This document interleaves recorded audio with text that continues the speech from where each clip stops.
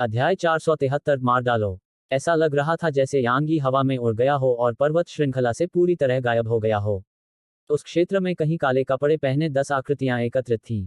केंद्रीय क्षेत्र के छठे रैंक के एक्साल्ट रियल्म विशेषज्ञों में से एक ने धीमी आवाज में कहा, इस पर्वत श्रृंखला के ठीक बाद एक असीम मैदान है, इसलिए उसे अभी भी इस पर्वत श्रृंखला के भीतर होना चाहिए। चलो इस जगह को इंच इंच करके खोजते हैं। तो क्या हमें अलग नहीं होना पड़ेगा? हॉन्ग ने भौहें सिकोड़ी। उस छठे दर्जे के एक्साल्ट रियल्म विशेषज्ञ ने उसे ठंडी निगाह से देखा और कहा, यदि तुम्हारा एन कबीला किसी स्पिरिट रियल्म प्रोफोटर से डरता है तो तुम सेना में शामिल हो सकते हो और एक साथ खोज कर सकते हो। हम डरते नहीं हैं। जैसे ही उसने बोलना समाप्त किया, वह और एक्साल्टेड हान साम्राज्य के अन्य 4 काले कपड़े पहने व्यक्ति अलग अलग दिशाओं की ओर चले गए। हॉन्ग और अन्य लोग मौके पर खड़े होकर काफी भद्दे हाव भाव दिखा रहे थे। वे सभी हत्यारे थे, फिर भी महान हान साम्राज्य के हत्यारे डरे नहीं, जबकि उसके एन कबीले के हत्यारे एक आत्मा क्षेत्र के डर से डरे हुए थे और 5 का समूह बनाने का इरादा रखते थे। सच कहूं तो यहां तक कि उसे भी इस बात से काफी शर्मिंदगी महसूस हुई। हालांकि वह इस बात से अच्छी तरह वाकिफ थी कि यांग ये की ताकत कितनी भयानक थी और उसके खिलाफ थोड़ी सी भी लापरवाही उसकी जान को भी खतरे में डाल सकती थी।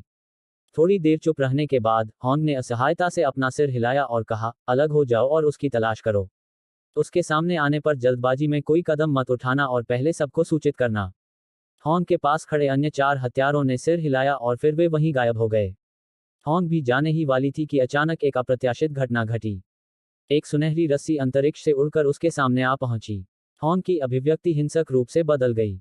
उसकी प्रतिक्रिया बिल्कुल भी धीमी नहीं थी और उसने तेजी से अपना खंजर सुनहरी रस्सी पर चला दिया।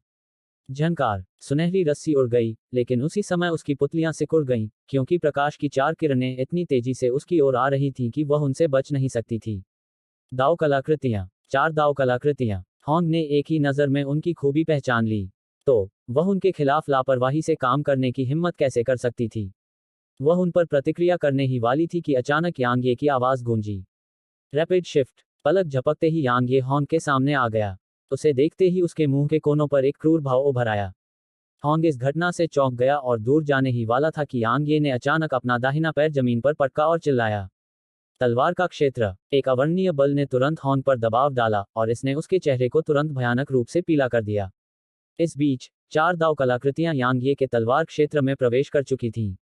हालांकि उन्होंने हॉन्ग पर हमला नहीं किया और वे उसके चारों ओर चक्कर लगाते रहे, जिससे वह थोड़ा भी हिलने की हिम्मत नहीं कर पाए। यांग ये। हॉन्ग कुछ कहना चाहता था, लेकिन यांग ये ने अचानक अपना सिर हिलाया और अपना दाहिना हाथ हिलाया।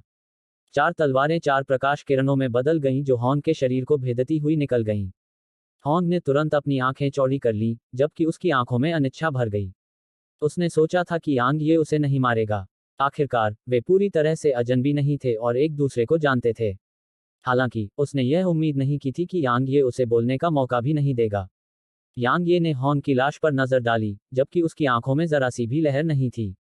सच कहूं तो अभी वह थोड़ा हिचकिचा रहा था। वह इस बात को लेकर हिचकिचा रहा था कि क्या उसे इस महिला को मार देना चाहिए जो उसके सामने खड़ी थी। आखिरकार वे अतीत में एक साथ काम कर चुके थे और अंत में उनके बीच कुछ दोस्ती थी। हालांकि यांग ये ने पूरी तरह से हिचकिचाना बंद कर दिया जब उसने सोचा कि उस दिन उनकी पहली मुठभेड़ के दौरान उसने उस पर कैसे बेरहमी से हमला किया था। वह दुश्मनी का बदला दया से नहीं चुकाता था और वह ऐसे किसी भी व्यक्ति को मार डालने के लिए दृढ़ संकल्प था जो उसकी जान लेना चाहता था, चाहे वह अनबेरू ही क्यों ना हो। यांग ये ने अपना दाहिना हाथ हिलाया और हॉन्ग की लाश को प्राचीन म्यान में ले जाया गया। भले ही उसने उसे मार दिया था, लेकिन उसकी ताकत वास्तव में खराब नहीं थी, और अगर उसने अपने पास मौजूद 5 दाव कलाकृतियों तलवार डोमेन पर भरोसा नहीं किया होता और उसके खिलाफ एक आश्चर्यजनक हमला नहीं किया होता, तो उसके लिए उसे मारना पूरी तरह से असंभव होता। ऐसा व्यक्ति तलवार सेवक के रूप में परिष्कृत किए जाने के लिए उपयुक्त था। यांग ये ने अपनी निगाहों से आसपास के माहौल को देखा, एक चरम श्रेणी का ऊर्जा पत्थर निकाला और उसे अपनी जेब में रख लिया, इससे पहले कि उसका चेहरा चमकता और मौके पर ही गायब हो जाता। अगर उसके पास ये चरम श्रेणी के ऊर्जा पत्थर नहीं होते, तो वह एक साथ 5 दाव कलाकृतियों का उपयोग करने की हिम्मत नहीं करता, चाहे कुछ भी हो। आखिरकार अभी अभी उन सभी 5 का एक साथ उपयोग करने से वह लगभग सूख गया था। मैं अभी भी बहुत कमजोर हूँ। यांग ये की कोमल आवाज हवा में गूंज उठी। Dot dot dot. केंद्रीय क्षेत्र। हॉन्ग की सोल प्लेट जल गई है। वह मर चुकी है। काले कपड़े वाली महिला ने धीमी आवाज में कहा। एनबिरू एक पल के लिए चुप हो गई और फिर बोली, लगता है कि उसने पहले ही हमारे एन कबीले को अपना कट्टर दुश्मन मान लिया है। अन्यथा वह इतनी बेरहमी से काम नहीं करता जैसा कि उसने अब किया है। काले कपड़े वाली महिला ने कहा, क्या हमें और भी अधिक सेना भेजनी चाहिए? एन बिरू ने काले कपड़े वाली महिला की ओर देखा और कहा, चाची, अब से एन कबीले के मामलों में हस्तक्षेप न करें और हमारे बीच के मामलों में भी हस्तक्षेप न करें। यदि आप ऐसा करने में असमर्थ हैं, तो मैं आपसे केवल यह कह सकता हूं कि आप एन कबीले को छोड़ दें। काले कपड़े वाली महिला के चेहरे पर भाव बदल गए और फिर वह जोर से हंस पड़ी। इस समय वह अनबीरू के विचारों को कैसे नहीं समझ पाए। बीरू, तुम उसके लिए अपनी चाची को भी छोड़ रहे हो? काले कपड़े वाली औरत ने कहा। एनबिरू उठकर धीरे धीरे दरवाजे की ओर चला गया और वह दरवाजे के पास पहुंचकर खड़ी हो गई और बोली, क्या तुम अभी भी नहीं समझे? उसकी नफरत और भविष्य के प्रतिशोध को जगाने के अलावा तुम्हारे कार्यों ने एन कबीले को और क्या लाभ पहुंचाया है? कोई भी नहीं। न केवल उसकी जान लेने के लिए हथियारों को भेजने के तुम्हारे कार्यों से कोई लाभ नहीं हुआ है, बल्कि तुमने उसके और एन कबीले के बीच के पिछले रिश्ते को भी नष्ट कर दिया है। मुझे पता है कि चाची सोचती हैं कि हमारा एन कबीला शक्तिशाली है और उसके बदला लेने से नहीं डरता। हालांकि हमें पहले उसका बदला नहीं सहना पड़ा। इसके अलावा अतीत में हमारे उसके साथ जो संबंध थे, वे एन कबीले को एक और रास्ता प्रदान करने के बराबर थे। लेकिन अब यह सब खत्म हो गया है। जैसे ही उसने बोलना समाप्त किया, अनबिरू ने गहरी सांस ली और कहा, बाकी लोगों से तुरंत लौटने को कहो। अनावश्यक बलिदान मत दो। यांग ये एक गुफा में पैर मोड़कर बैठा था और मोकिंग्यू और म्यू जून दोनों उसके सामने खड़े थे। मोकिंग्यू ने आत्मा क्षेत्र की तीसरी रैंक प्राप्त कर ली थी, जबकि म्यू जून आत्मा क्षेत्र की चौथी रैंक पर था। हालांकि यांग ये की राय में इन दो तलवार सेवकों की ताकत बहुत कमजोर थी। वे निश्चित रूप से साधना के एक ही क्षेत्र में विरोधियों को हराने में सक्षम थे, लेकिन वे एक साल क्षेत्र के विशेषज्ञों के सामने बेकार थे। हालांकि यांग ये ने उन पर हार नहीं मानी क्योंकि उनके पास बहुत अधिक क्षमता थी। एक बार जब वे एक साल दायरे में आगे बढ़ गए, तो उनकी ताकत निश्चित रूप से सामान्य एक साल दायरे के विशेषज्ञों की तुलना में बहुत अधिक दुर्जेय होगी। यांग ये ने एक पल के लिए गहराई से सोचा और फिर उसने अपना हाथ हिलाया और उसने उन दोनों को छोटे भंवर में डाल दिया। छोटे भंवर के भीतर पर्याप्त ऊर्जा थी, इसलिए उनकी प्राकृतिक प्रतिभा निश्चित रूप से उन्हें वहां साधना करते हुए तेजी से सुधार करने की अनुमति देगी। उसके बाद यांग ये ने हॉन की लाश को तलवार आत्मा को दे दिया। वह स्वाभाविक रूप से एक साल दायरे के तलवार सेवक को छोड़ने का इरादा नहीं रखता था, जो एक हत्यारा था। यह थोड़ा जोखिम भरा था क्योंकि उसके और एक साल दायरे के बीच काफी अंतर था और वह ऐसे तलवार सेवक को नियंत्रित करने में सक्षम नहीं हो सकता था। हालांकि यह कोशिश करने लायक था। जब उसने यह सब समाप्त कर लिया, तो यांग ये क्रॉस लेग करके बैठ गया और फिर उसने दो चरम श्रेणी के ऊर्जा पत्थरों को निकाला और उन्हें साधना शुरू करने से पहले अपनी गोद में रख लिया।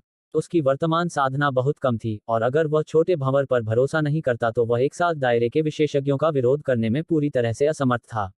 वह एक साल दायरे के विशेषज्ञों को मारने में सक्षम था क्योंकि वह दाव कलाकृतियों का उपयोग कर सकता था और उनकी शक्ति की एक निश्चित मात्रा को सामने ला सकता था। लेकिन अगर यह कोई अन्य स्पिरिट रियल्म प्रोफोटर या यहाँ तक एन नानजिंग होता, तो उनके लिए दाव कलाकृतियों का उपयोग करना असंभव होता, जैसा कि उसने किया था। आखिरकार स्पिरिट रियल्म प्रोफोटर द्वारा संग्रहित की जा सकने वाली गहन ऊर्जा की मात्रा बहुत कम थी। भले ही कुछ राक्षसी प्रतिभाएं दूसरों की तुलना में बहुत अधिक गहन ऊर्जा संग्रहित करने में सक्षम हो, लेकिन यह उतना अधिक नहीं था। इसलिए यांग यी की शक्ति का स्रोत छोटा भंवर ही था। केवल छोटे भंवर को बेहतर बनाकर ही उसकी शक्ति में बहुत सुधार हो सकता था, और यदि वह छोटे भंवर को बेहतर बनाना चाहता था, तो उसे अपनी साधना पर कड़ी मेहनत करनी पड़ती। क्योंकि उसके द्वारा प्राप्त की गई प्रत्येक साधना श्रेणी के साथ छोटा भंवर भी उसके साथ बेहतर होता गया। खेती करने के अलावा यांग ये अगले कुछ दिनों में अकेले रहने वाले एक साल रियल्म हथियारों की तलाश में इलाके में घूमता रहा। इस दौरान उसे दो ऐसे लक्ष्य मिले, लेकिन यांग ये ने उन पर हमला नहीं किया, क्योंकि जब वे अकेले थे तो वे एक साल रियल्म के 5वें और 6ठे रैंक पर थे। उसे वास्तव में इस बात पर भरोसा नहीं था कि वह ऐसे विशेषज्ञ को तुरंत खत्म कर सकता है। नहीं, यह कहा जाना चाहिए कि उसे इस तरह के प्रतिद्वंद्वी को हराने की अपनी क्षमता पर भी भरोसा नहीं था। वह अभी केवल आत्मा क्षेत्र में था और उत्कृष्टता क्षेत्र में नहीं था। अगर वह उत्कृष्टता क्षेत्र में होता तो शायद वह इसे आजमा सकता था, लेकिन वह केवल आत्मा क्षेत्र में था, इसलिए वह वास्तव में अभी मौत को आमंत्रित नहीं करना चाहता था। धीरे धीरे रात छाने लगी और पूरी पर्वत श्रृंखला अंधकार में डूब गई। यांग ये ने गुफा के भीतर अपनी आंखें खोलीं और फिर उसके होंठ थोड़े से खुले और उसने मुंह में गंदी ऊर्जा थूक दी। यांग ये की आंखों में खुशी की एक झलक दिखाई दी क्योंकि कुछ दिनों और रातों तक उसकी निरंतर साधना ने उसे आत्मा क्षेत्र के दूसरे दर्जे में आगे बढ़ने की अनुमति दी थी। इसके अलावा उसे यह देखकर सुखद आश्चर्य हुआ कि छोटे भंवर के भीतर गहन ऊर्जा कुंड भी थोड़ा बड़ा हो गया था। इसके अलावा छोटे भंवर के भीतर का स्थान भी बहुत बड़ा हो गया था। यांग यी को एक और बात ने चौंकाया कि मोकिंग्यू और म्यू जुन दोनों ही अपनी साधना में आगे बढ़ चुके थे। मोकिंग्यू अब आध्यात्मिक क्षेत्र के चौथे स्थान पर था, जबकि म्यूजुन आध्यात्मिक क्षेत्र के 5वें स्थान पर था। इसके अलावा अभी जो आभा उन्होंने उत्सर्जित की थी, उससे पता चलता था कि वे एक और उन्नति के कगार पर थे। कितना असामान्य, यांग ये ने ठहाका लगाया। वह स्वाभाविक रूप से जानता था कि यह निश्चित रूप से छोटे भंवर के कारण था। सफेद ड्रैगन के निवास के भीतर की ऊर्जा को छोटे भंवर में अवशोषित करने के बाद यह बस साधना के स्वर्ग में बदल गया था। इसके भीतर की ऊर्जा इतनी प्रचुर थी कि यह भौतिक बन गई थी। इसलिए अगर एक सुअर भी ऐसी जगह पर साधना करता है तो वह संभवतः मानव रूप लेने की हद तक साधना कर सकता है। यांग ये थोड़ा ईर्ष्यालु और उदास था, क्योंकि वह साधना करने के लिए छोटे भंवर में प्रवेश नहीं कर सकता था। कोई भी और कर सकता था, लेकिन केवल वह ही नहीं कर सकता था क्योंकि वह खुद छोटे भंवर में प्रवेश नहीं कर सकता था। यदि वह साधना करने के लिए छोटे भंवर में प्रवेश कर सकता है, तो उसे अपनी प्राकृतिक प्रतिभा के साथ एक साथ दायरे में आगे बढ़ने में अधिक समय नहीं लगेगा। लेकिन वह ऐसा नहीं कर सका। यांग ये ने अपना सिर हिलाया और ऐसी निराशाजनक बातों के बारे में सोचना बंद कर दिया। उसने अपना दाहिना हाथ हिलाया और तलवार की आत्मा को अपने सामने प्रकट किया, जिसके बगल में होंग थी। बेशक होंग अब तलवार सेवक के रूप में परिष्कृत हो चुकी थी। यांग ये ने होंग को देखते हुए गहरी सांस ली और फिर उसकी आत्मा उसके माथे के बीच में चली गई। उसका काम इस तलवार आत्मा को वश में करना और उसकी आत्मा पर अपना ब्रांड लगाना था। अगर वह सफल हो गया, तो इसका मतलब होगा कि उस पल से उसके पास एक असाधारण गुंडा होगा। अगर वह असफल रहा, यांग यी ने कभी भी असफलता को एक विकल्प नहीं माना था। अध्याय 474 ट्रम्प कार्ड। समय धीरे धीरे बीतता गया और यांग ये का चेहरा धीरे धीरे पीला होता गया। एक साल रियल स्वॉर्ड सर्वेंट को वश में करना उसकी कल्पना से कहीं ज्यादा मुश्किल था, क्योंकि एक साल रियल विशेषज्ञ की आत्मा और इच्छा ऐसी चीज थी जिसकी तुलना एक स्पिरिट रियल प्रोफेसर नहीं कर सकता था। हालांकि हांग सिर्फ एक कठपुतली थी जिसकी अपनी इच्छा नहीं थी, इसलिए उसका प्रतिरोध केवल अनजाने में ही किया गया था। इसलिए जबकि यह यांग ये के लिए परेशानी भरा था, यह असंभव नहीं था। 2 घंटे बाद यांग ये अचानक जमीन पर गिर पड़ा, जबकि होंग की आंखें धीरे धीरे खुलीं। हालांकि उसकी आंखें पूरी तरह से स्थिर थीं और उनमें कोई रंग नहीं था। होंग धीरे धीरे यांग ये की ओर बढ़ा और फिर उसने उसके सामने घुटने टेक दिए और सम्मानपूर्वक कहा, तलवार मास्टर। यांग ये के पीले चेहरे पर मुस्कान की एक झलक दिखाई दी। हालांकि यह प्रक्रिया काफी कठिन थी, लेकिन अंत में वह सफल हो गया। इस क्षण से यह उसके लिए एक असाधारण गुंडे के बराबर था जो एक साथ दायरे के तीसरे रैंक पर था। बेशक यह सबसे महत्वपूर्ण बात नहीं थी। सबसे महत्वपूर्ण बात यह थी कि यांग ये ने इससे आशा की एक किरण देखी थी। चूंकि वह एक साथ दायरे के विशेषज्ञों को वश में कर सकता था, तो स्वाभाविक रूप से वह उनमें से और भी अधिक को वश में करने का इरादा रखता था। यह सबसे अच्छा होगा यदि मैं एक साल रियल स्वॉर्ड सर्वेंट्स का एक विशाल समूह बनाने में सक्षम हो जाऊं। आधे दिन के स्वास्थ्य लाभ के बाद यांग ये ने अपनी ताकत पुनः प्राप्त कर ली और फिर उसने गुफा से बाहर निकलने से पहले तलवार की पेटी को अपनी पीठ पर उठा लिया। वह जानता था कि उसका पीछा करने वाले लोग अभी भी नहीं गए हैं, क्योंकि जब वह गुफा में था तो उसे हर समय तेजी से उड़ती हुई आकृतियां महसूस हो रही थीं। अचानक दूर आसमान से एक काली छाया सीटी बजाती हुई आई। यांग ये ने अपनी नजर हटा ली और हान की तरफ देखा, जबकि उसके मुंह के कोनों पर एक दुष्चाप की झलक उभरी। इस समय वे सभी इस बात से अनजान थे कि हांग अब वही व्यक्ति नहीं रहा। यांग ये की आकृति चमकी और मौके पर ही गायब हो गई और केवल होंग ही मौके पर रह गया। कुछ ही देर में वह काली छाया होंग के सामने आ गई। तुम अभी भी यहाँ क्या कर रहे हो? यहाँ आने वाले व्यक्ति ने हैरान भाव से हांग को देखा। कुछ दिन पहले आन कबीले ने अचानक अपने सभी हत्यारों को चले जाने का आदेश दिया था और उसे उम्मीद नहीं थी कि हांग वास्तव में यहीं रह गया होगा। होंग अचानक बोला, मैंने उसके पैरों के निशान देखे हैं। ओह, वह खुश हुआ और बोला, कहाँ? 5 लोगों के उनके समूह ने व्यवहारिक रूप से पूरी पर्वत श्रृंखला की खोज की थी, फिर भी यांग यी के पदचिह्नों का कोई निशान नहीं देखा था। इसलिए वे पिछले कुछ दिनों में पागल होने की कगार पर थे। वह अचानक हांग ने अपना दाहिना हाथ काले कपड़े पहने आकृति की ओर बढ़ाया और चिल्लाया। स्थानिक पिंजरा। काले कपड़े पहने व्यक्ति के इर्द गिर्द की जगह अचानक जम गई और इससे उसके चेहरे का भाव पूरी तरह बदल गया और वह चिल्लाया, तुम क्या कर रहे हो? जैसे ही उसने बात की, वह इस स्थानिक पिंजरे को तोड़ने ही वाला था। हालांकि एक सुनहरी रस्सी अचानक अंतरिक्ष में घुस गई और उसके चारों ओर लिपट गई। एक पल में उसके शरीर के भीतर की गहन ऊर्जा चलना बंद हो गई और एक मौत जैसी खामोशी की स्थिति में गिर गई। इससे काले कपड़े पहने व्यक्ति को डर लगा और वह चिल्लाया, तुम क्या कर रहे हो? क्या तुम मेरे महान हान साम्राज्य के प्रतिशोध से नहीं डरते? जल्दी से जाने दो। सुनहरी रोशनी की एक किरण चमकी और फिर काले कपड़े पहने आदमी की आवाज अचानक बंद हो गई। उसने अपना सिर नीचे किया और अविश्वास से अपनी छाती को देखा, क्योंकि वहां एक तलवार से छेद किया गया था। अगर यह कोई सामान्य छेद होता तो ऐसी चोटें उसके लिए कोई बड़ी बात नहीं होती। हालांकि समस्या यह थी कि तलवार की एक धार बिना किसी रोक टोक के उसके शरीर को अंदर से नष्ट कर रही थी। 2 सांसों से भी कम समय में तलवार की मंशा से उसके सभी आंतरिक अंग पूरी तरह से नष्ट हो गए थे और उसकी निगाहें तुरंत धुंधली हो गईं। यांग ये काले कपड़े पहने आदमी के सामने आया और फिर उसने अपने दाहिने हाथ से इशारा किया, जिससे अमर बंधन रस्सी उसके हाथ पर लिपट गई। उसने उस पर नजर डाली और फिर वह मुस्कुराया, क्योंकि यह वास्तव में एक महान खजाना था। आखिरकार यहां तक एक साल दायरे के विशेषज्ञ भी इससे बंधे होने पर मुक्त होने के लिए संघर्ष नहीं कर सकते थे। बेशक एक साल दायरे का हत्यारा स्वाभाविक रूप से इतनी आसानी से बंधा नहीं होता। अगर यह किसी और समय होता तो हॉर्न के स्थानिक पिंजरे ने इस सब में बहुत योगदान दिया था। जब इस तरह के संयोजन का उपयोग एक आश्चर्यजनक हमले में किया गया था, तो चौथे रैंक के एक साल ट्रियल्म हत्यारे को भी मौत के आने से पहले जवाबी हमला करने का मौका नहीं मिला था। उसके बाद यांग ये ने अपना दाहिना हाथ फिर से लहराया और इस एक साल ट्रियल्म हत्यारे की लाश को तलवार आत्मा को सौंप दिया। उसने आसपास के माहौल पर नजर डाली और एक गहरी सांस ली, जबकि उसके चेहरे पर मुस्कान छा गई, क्योंकि उसने देखा कि इस पर्वत श्रृंखला पर इन सभी हत्यारों को मारना मुश्किल नहीं लग रहा था। 2 घंटे बाद यांग ये के पास एक और तलवार सेवक था। यह स्वाभाविक रूप से पहले वाला एक साल ट्रियल्म हत्यारा था। उसका नाम मो मिंगजिन था और वह चौथे रैंक का एक साल ट्रियल्म विशेषज्ञ था। यांग ये यह जानकर हैरान रह गया कि इस हत्यारे के पास वास्तव में कोई यादें नहीं थीं। हाँ, इस हत्यारे के पास केवल प्राचीन डोमेन शहर में आने के बाद की यादें थीं और बाकी सब कुछ पूरी तरह से खाली था।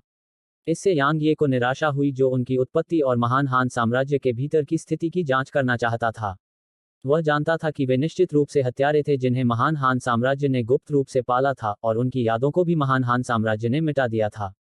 कारण के लिए यह स्वाभाविक रूप से था, क्योंकि महान हान साम्राज्य को डर था कि वे उन लोगों के हाथों में पड़ जाएंगे जो जानकारी की तलाश में थे और महान हान साम्राज्य के रहस्यों को उजागर कर रहे थे। यहां तक एक साल ट्रियल्म विशेषज्ञों के साथ भी ऐसा ही व्यवहार किया गया। ऐसा लगता है कि एक्साल्टेड हान साम्राज्य की ताकत मेरी उम्मीदों से कहीं ज्यादा है। कोई आश्चर्य नहीं कि इसने महाद्वीप को एकजुट करने की बात करने की हिम्मत की। यांग ये की अभिव्यक्ति थोड़ी गंभीर थी, क्योंकि वह एक्साल्टेड हान साम्राज्य के जितना करीब गया, यह विशालकाय उसे उतना ही भयानक लगा। हाहा, अब इन सब के बारे में सोचने का क्या मतलब है? मानो मैं उनके आगे झुक जाऊंगा। यांग ये ने अपना सिर हिलाया और फिर उसकी आकृति चमक उठी और 2 तलवार सेवकों के साथ वहीं गायब हो गई। इस समय वह पहले से ही महान हान साम्राज्य के साथ मतभेद में था, तो क्या उसके लिए उस विशालकाय के साथ शांति स्थापित करना संभव था?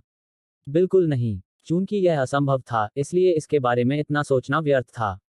उसका वर्तमान उद्देश्य उन हत्यारों को मारना था जो उसका पीछा कर रहे थे, और यह सबसे अच्छा था कि वह अंत में उन सभी को तलवार सेवकों में बदल सके। अतीत में यांग ये को लगा कि तलवार सम्राट की प्राचीन म्यान काफी बेकार थी, क्योंकि ऐसा लगता था कि उसके पास तलवार के इरादे को बढ़ाने और सभी तलवारों के जवाब के रूप में कार्य करने के अलावा कोई अन्य क्षमता नहीं थी। हालांकि ये दोनों क्षमताएं उसके लिए वास्तव में महत्वपूर्ण नहीं थीं, लेकिन अब उसे एहसास हुआ कि प्राचीन म्यान बेहद असामान्य था। क्या एक साथ दायरे के विशेषज्ञों को तलवार सेवकों में परिष्कृत करने की क्षमता एक असामान्य क्षमता नहीं थी? बेशक इसकी सीमाएं थीं, लेकिन ये सीमाएं तलवार आत्मा से संबंधित नहीं थीं, बल्कि यह उसकी अपनी ताकत से संबंधित थीं। वह अपने पास मौजूद साधना के वर्तमान दायरे से अधिकतम 10 तलवार सेवकों को नियंत्रित करने में सक्षम था। हालांकि यांग यी की राय में यह बहुत अच्छा था। अगर वे सभी 10 लोग एक साल ट्रियल्म विशेषज्ञ होते, तो यह काफी भयावह होता। आखिरकार महाद्वीप के मोनाक रियल्म विशेषज्ञों को उसके खिलाफ कोई कदम उठाने की अनुमति नहीं थी। कुछ ही समय में यांग ये को एक और एक साल ट्रियल्म हत्यारा मिल गया और उसके मुंह के कोनों पर मुस्कान आ गई। इस समय इन हत्यारों पर नजर डालना उसके नियंत्रण में असाधारण तलवार सेवकों पर नजर डालने के बराबर था, इसलिए जब उसने उन्हें देखा तो वह स्वाभाविक रूप से खुश था। यांग ये को देखते ही उस हत्यारे की पुतलियां सिकुड़ गईं, और फिर उसने मो मिंगजिन और हान की ओर देखा और फिर कहा, क्या है? यांग ये ने उसे बकवास करने का समय नहीं दिया। उसने अपना दाहिना हाथ थोड़ा हिलाया और फिर अमर बंधन रस्सी चमक उठी और प्रकाश की किरण में बदल गई, जो उस हत्यारे की ओर चली गई। एक दाव कलाकृति। उसकी अभिव्यक्ति काफी बदल गई और वह बस हमला करने वाला था जब उसने अचानक 2 आवाजें सुनी। स्थानिक पिंजरा। स्थानिक पिंजरा। अध्याय 475 अराजकता का महासागर। अनुभव करना। प्रकाश की एक किरण उस हत्यारे की छाती को छेदती हुई अंदर घुसी, जो अमर बंधन रस्सी से बंधा हुआ था, और फिर उस हमले में तलवार की मंशा ने उस काले कपड़े पहने हत्यारे के शरीर के आंतरिक अंगों को तुरंत कुचल दिया। उसकी आंखें खुली की खुली रह गईं। अपनी मृत्यु से पहले के क्षण में भी वह अभी भी यह नहीं समझ पाया था कि मो मिंगजिन और होंग यांग ये की मदद क्यों करेंगे। दुर्भाग्य से वह कभी भी इसका पता नहीं लगा पाएगा। काले कपड़े पहने हत्यारे की लाश को तलवार आत्मा को सौंपने के बाद यांग ये ने एक चरम श्रेणी का ऊर्जा पत्थर निकाला और उसमें मौजूद ऊर्जा को अवशोषित करना शुरू कर दिया। भले ही उन्होंने इस बार एक चौथे दर्जे के एक साल्ट रियल्म हत्यारे को आसानी से खत्म कर दिया था, लेकिन यांग ये ने अपने विरोधियों को कम आंकने का कोई इरादा नहीं जगाया था।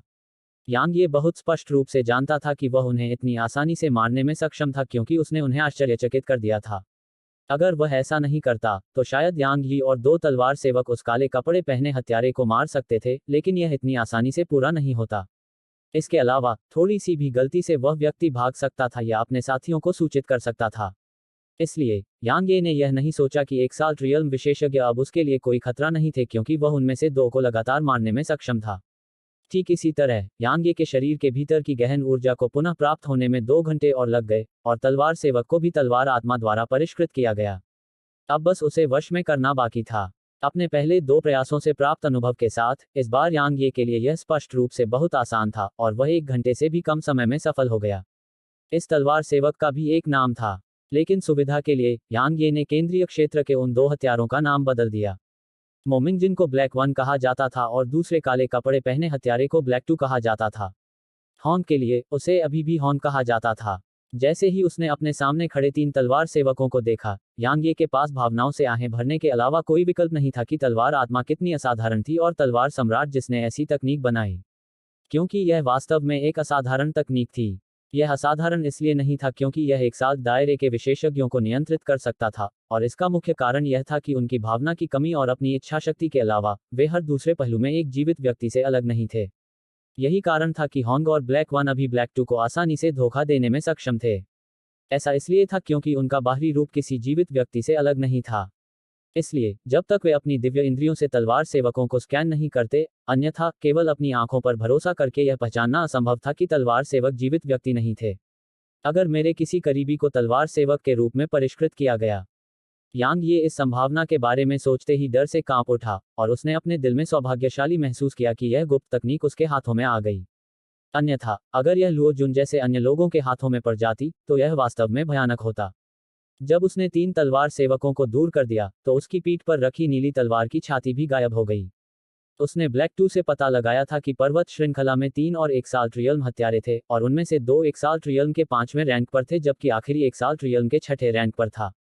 यांग ये ने तुरंत उन्हें वश में करने का फैसला छोड़ दिया क्योंकि तलवार आत्मा ने कहा कि 5वीं रैंक के एक साथ दायरे के विशेषज्ञ निश्चित रूप से ऐसे अस्तित्व नहीं थे जिन्हें वह भी वश में कर सकता था। एक साथ दायरे की 5वीं रैंक एक विभाजन थी और 5वीं रैंक से नीचे के लोगों और 5वीं रैंक या उससे ऊपर के लोगों के बीच का अंतर बहुत बड़ा था। यह केवल अंतरिक्ष के रहस्यों में उनकी ताकत और उपलब्धियों से ही प्रदर्शित नहीं होता था, बल्कि इसमें उनकी आत्माएं भी शामिल थीं। जब एक तलवार आत्मा को परिष्कृत और बनाया गया था तो आत्मा को नष्ट नहीं किया जा सकता था। हालांकि 5वीं रैंक के एक साथ दायरे के विशेषज्ञों की आत्माएं अपने शरीर को छोड़ सकती थीं, ठीक उसी तरह जैसे उनकी तलवार आत्मा तकनीक ने उनकी आत्मा को उनके शरीर को छोड़ने की अनुमति दी थी। भले ही उनकी आत्माएं बहुत लंबे समय तक अपने शरीर को नहीं छोड़ सकती थीं, लेकिन उनके पास प्रतिरोध करने की एक निश्चित स्तर की क्षमता थी। सरल शब्दों में कहें तो 5वीं रैंक के एक साथ दायरे के विशेषज्ञों की आत्माएं एक साथ दायरे के 5वें रैंक से नीचे के विशेषज्ञों की आत्माओं की तरह नहीं थीं, जो केवल अनजाने में प्रतिरोध करती थीं। उनकी आत्माएं सचेत रूप से प्रतिरोध कर सकती थीं। यांग ये की आत्मा की वर्तमान शक्ति 5वीं रैंक के एक साल्ट रियल्म विशेषज्ञ की आत्मा के विरुद्ध जाने में पूरी तरह से असमर्थ थी। इसलिए यांग ये ने उन्हें मारने का प्रयास छोड़ने में संकोच नहीं किया, क्योंकि विफलता का मतलब यह होगा कि तलवार सेवकों पर उसका कब्जा उजागर हो जाएगा। वह इसे अभी उजागर नहीं करना चाहता था क्योंकि वह भविष्य में लुओ जून को एक बड़ा सुखद आश्चर्य देना चाहता था। 3 काले कपड़े पहने आकृतियां पर्वत श्रृंखला पर कहीं एकत्र थीं और उनके चेहरों पर अत्यंत गंभीर भाव थे, क्योंकि उन्होंने देखा कि वे अब अपने 2 अन्य साथियों से संपर्क नहीं कर पा रहे थे। वे मर चुके हैं, उनमें से 6ठे रैंक के एक साल्ट रियल्म विशेषज्ञ ने धीमी आवाज में कहा। बाकी लोग चौंक गए और बोले, चेंज हो, यह असंभव होना चाहिए, है न? वे दोनों ही एक साथ दायरे के 4थे रैंक पर हैं। यांग ये अपनी ताकत से उन्हें कैसे मार सकता है? इसके अलावा उसने जरा सी भी हलचल नहीं मचाई। वुकैंग सही है, आखिरी काले कपड़े पहने व्यक्ति ने धीमी आवाज में कहा। मैं मानता हूं कि तलवार सम्राट की ताकत बहुत असाधारण है, लेकिन मुझे लगता है कि उसके लिए बिना एक भी आवाज किए या थोड़ी सी भी हलचल मचाए उन दोनों को मारना असंभव है। आखिरकार वे दोनों एक साथ दायरे में हैं। भले ही यांग ये के पास किसी तरह का चौंकाने वाला ट्रम्प कार्ड हो, फिर भी वे कुछ समय के लिए भागने या उसका विरोध करने में सक्षम हैं। शुरू में तो मुझे भी इस बात पर यकीन नहीं हुआ, चेन झोऊ ने कहा, लेकिन अभी अभी मुझे नश्वर सम्राट से एक संदेश मिला है। नश्वर सम्राट ने कहा है कि उनकी आत्मा की गोलियां जल गई हैं। दूसरे शब्दों में, वे वास्तव में मर चुके हैं। हालांकि मुझे नहीं पता कि वे यांग ये के हाथों मरे हैं या नहीं, लेकिन मुझे लगता है कि यह निश्चित रूप से उससे संबंधित है, भले ही वह उन्हें मारने वाला न हो। यह सुनते ही उनके भाव तुरंत बदल गए। चेन झोऊ ने कहा, यह तलवार सम्राट अत्यंत रहस्यमय है। न केवल उसके पास अनेक दाव कलाकृतियां हैं, बल्कि वह अपनी आभा को छिपाने में भी सक्षम है। इसके अलावा उसकी शक्ति साधना के उसी क्षेत्र में किसी भी गहन व्यक्ति से कहीं अधिक है। वह अब तक का सबसे राक्षसी प्रतिभाशाली व्यक्ति है, और यदि उसे परिपक्व होने दिया गया तो वह निश्चित रूप से नश्वर सम्राट का एक और दुर्जेय शत्रु बन जाएगा। मैं वास्तव में यह समझने में असमर्थ हूं कि स्वर्ग और पृथ्वी ने नश्वर सम्राट को अपना प्रतिनिधि चुनने के बाद ऐसी राक्षसी प्रतिभा को यहाँ क्यों आने दिया। क्या नश्वर सम्राट को क्रोधित करने के लिए उसकी उपस्थिति की अनुमति दी गई थी? ऐसा ही होना चाहिए, वू कैंग ने कहा। क्या प्राचीन काल में जब नश्वर सम्राट महाद्वीप में प्रकट हुए थे, तब भारी मात्रा में राक्षसी प्रतिभाएं प्रकट नहीं हुई थीं? लेकिन क्या अंत में वे सभी नश्वर सम्राट के चरणों में नहीं झुके? भले ही तलवार सम्राट एक राक्षसी प्रतिभा है, फिर भी वह अंत में नश्वर सम्राट के लिए एक कदम होगा। मुझे आशा है कि ऐसा ही होगा, चेन झोऊ ने कहा। जब वह अतीत में केंद्रीय क्षेत्र में था, तो उसने यांग ये का नाम सुना तो वह पूरी तरह से उदासीन था। आखिरकार यांग ये केवल आत्मा के दायरे में था, तो यांग ये कितना राक्षसी हो सकता है? फिर भी अब उसने देखा कि यह तलवार सम्राट इतना राक्षसी प्रतिभाशाली था कि वह भी थोड़ा डर गया था। वह यांग ये की वर्तमान ताकत से नहीं, बल्कि यांग ये की भविष्य की ताकत से डरता था। वह कल्पना कर सकता था कि एक बार यांग ये ने एक साथ दायरे में कदम रखा, तो सम्राट दायरे के नीचे किसी के लिए भी यांग ये को मारना असंभव हो जाएगा। भाई चेन, क्या हमें यांग ये का पीछा जारी रखना चाहिए, या? वू कैंग ने पूछा। चेन झोऊ ने अपना सिर हिलाया और कहा, सेंट रूइंस के बाहर केवल 3 भ्रम संरचनाएं बची हैं। नश्वर सम्राट ने हमें तुरंत केंद्रीय क्षेत्र में लौटने का आदेश दिया है, और स्वाभाविक रूप से हमारे स्थान पर यांग ये से निपटने के लिए अन्य लोग होंगे। अफसोस, मुझे लगता है कि नश्वर सम्राट हमसे नाखुश हैं, अन्यथा वह हमारी जगह दूसरों को नहीं भेजते। मैंने शुरू में सोचा था कि एक स्पिरिट रियल्म प्रोफोटर को मारना हमारे लिए बेहद आसान होगा, लेकिन मुझे कभी उम्मीद नहीं थी कि हम न केवल उसे मारने में असमर्थ थे, बल्कि हमने अपने 2 लोगों को भी खो दिया। हमने इस बार वास्तव में अपने हत्यारे बटालियन के लिए सम्मान खो दिया है। अगर हम इस तरह से वापस लौटेंगे तो असुर बटालियन के सदस्य निश्चित रूप से हमारा उपहास करेंगे। वू कैंग ने कहा, हम तुरंत केंद्रीय क्षेत्र में जाने से क्यों नहीं बचते और यांग ये के थके हुए रूप में हमारे सामने अराजकता के महासागर में आने का इंतजार करते हैं। यांग ये का उद्देश्य संत खंडहर है, और अराजकता का महासागर केंद्रीय क्षेत्र का रास्ता है। इसलिए उसे निश्चित रूप से वहां से गुजरना होगा, और अगर हम वहां इंतजार करेंगे तो हम निश्चित रूप से उसके हमारे पास आने का इंतजार कर पाएंगे। चेन झोऊ इस सुझाव से थोड़ा ललचा गया, क्योंकि वह वास्तव में इस तरह से वापस नहीं लौटना चाहता था। आखिरकार यह वास्तव में काफी शर्मनाक था।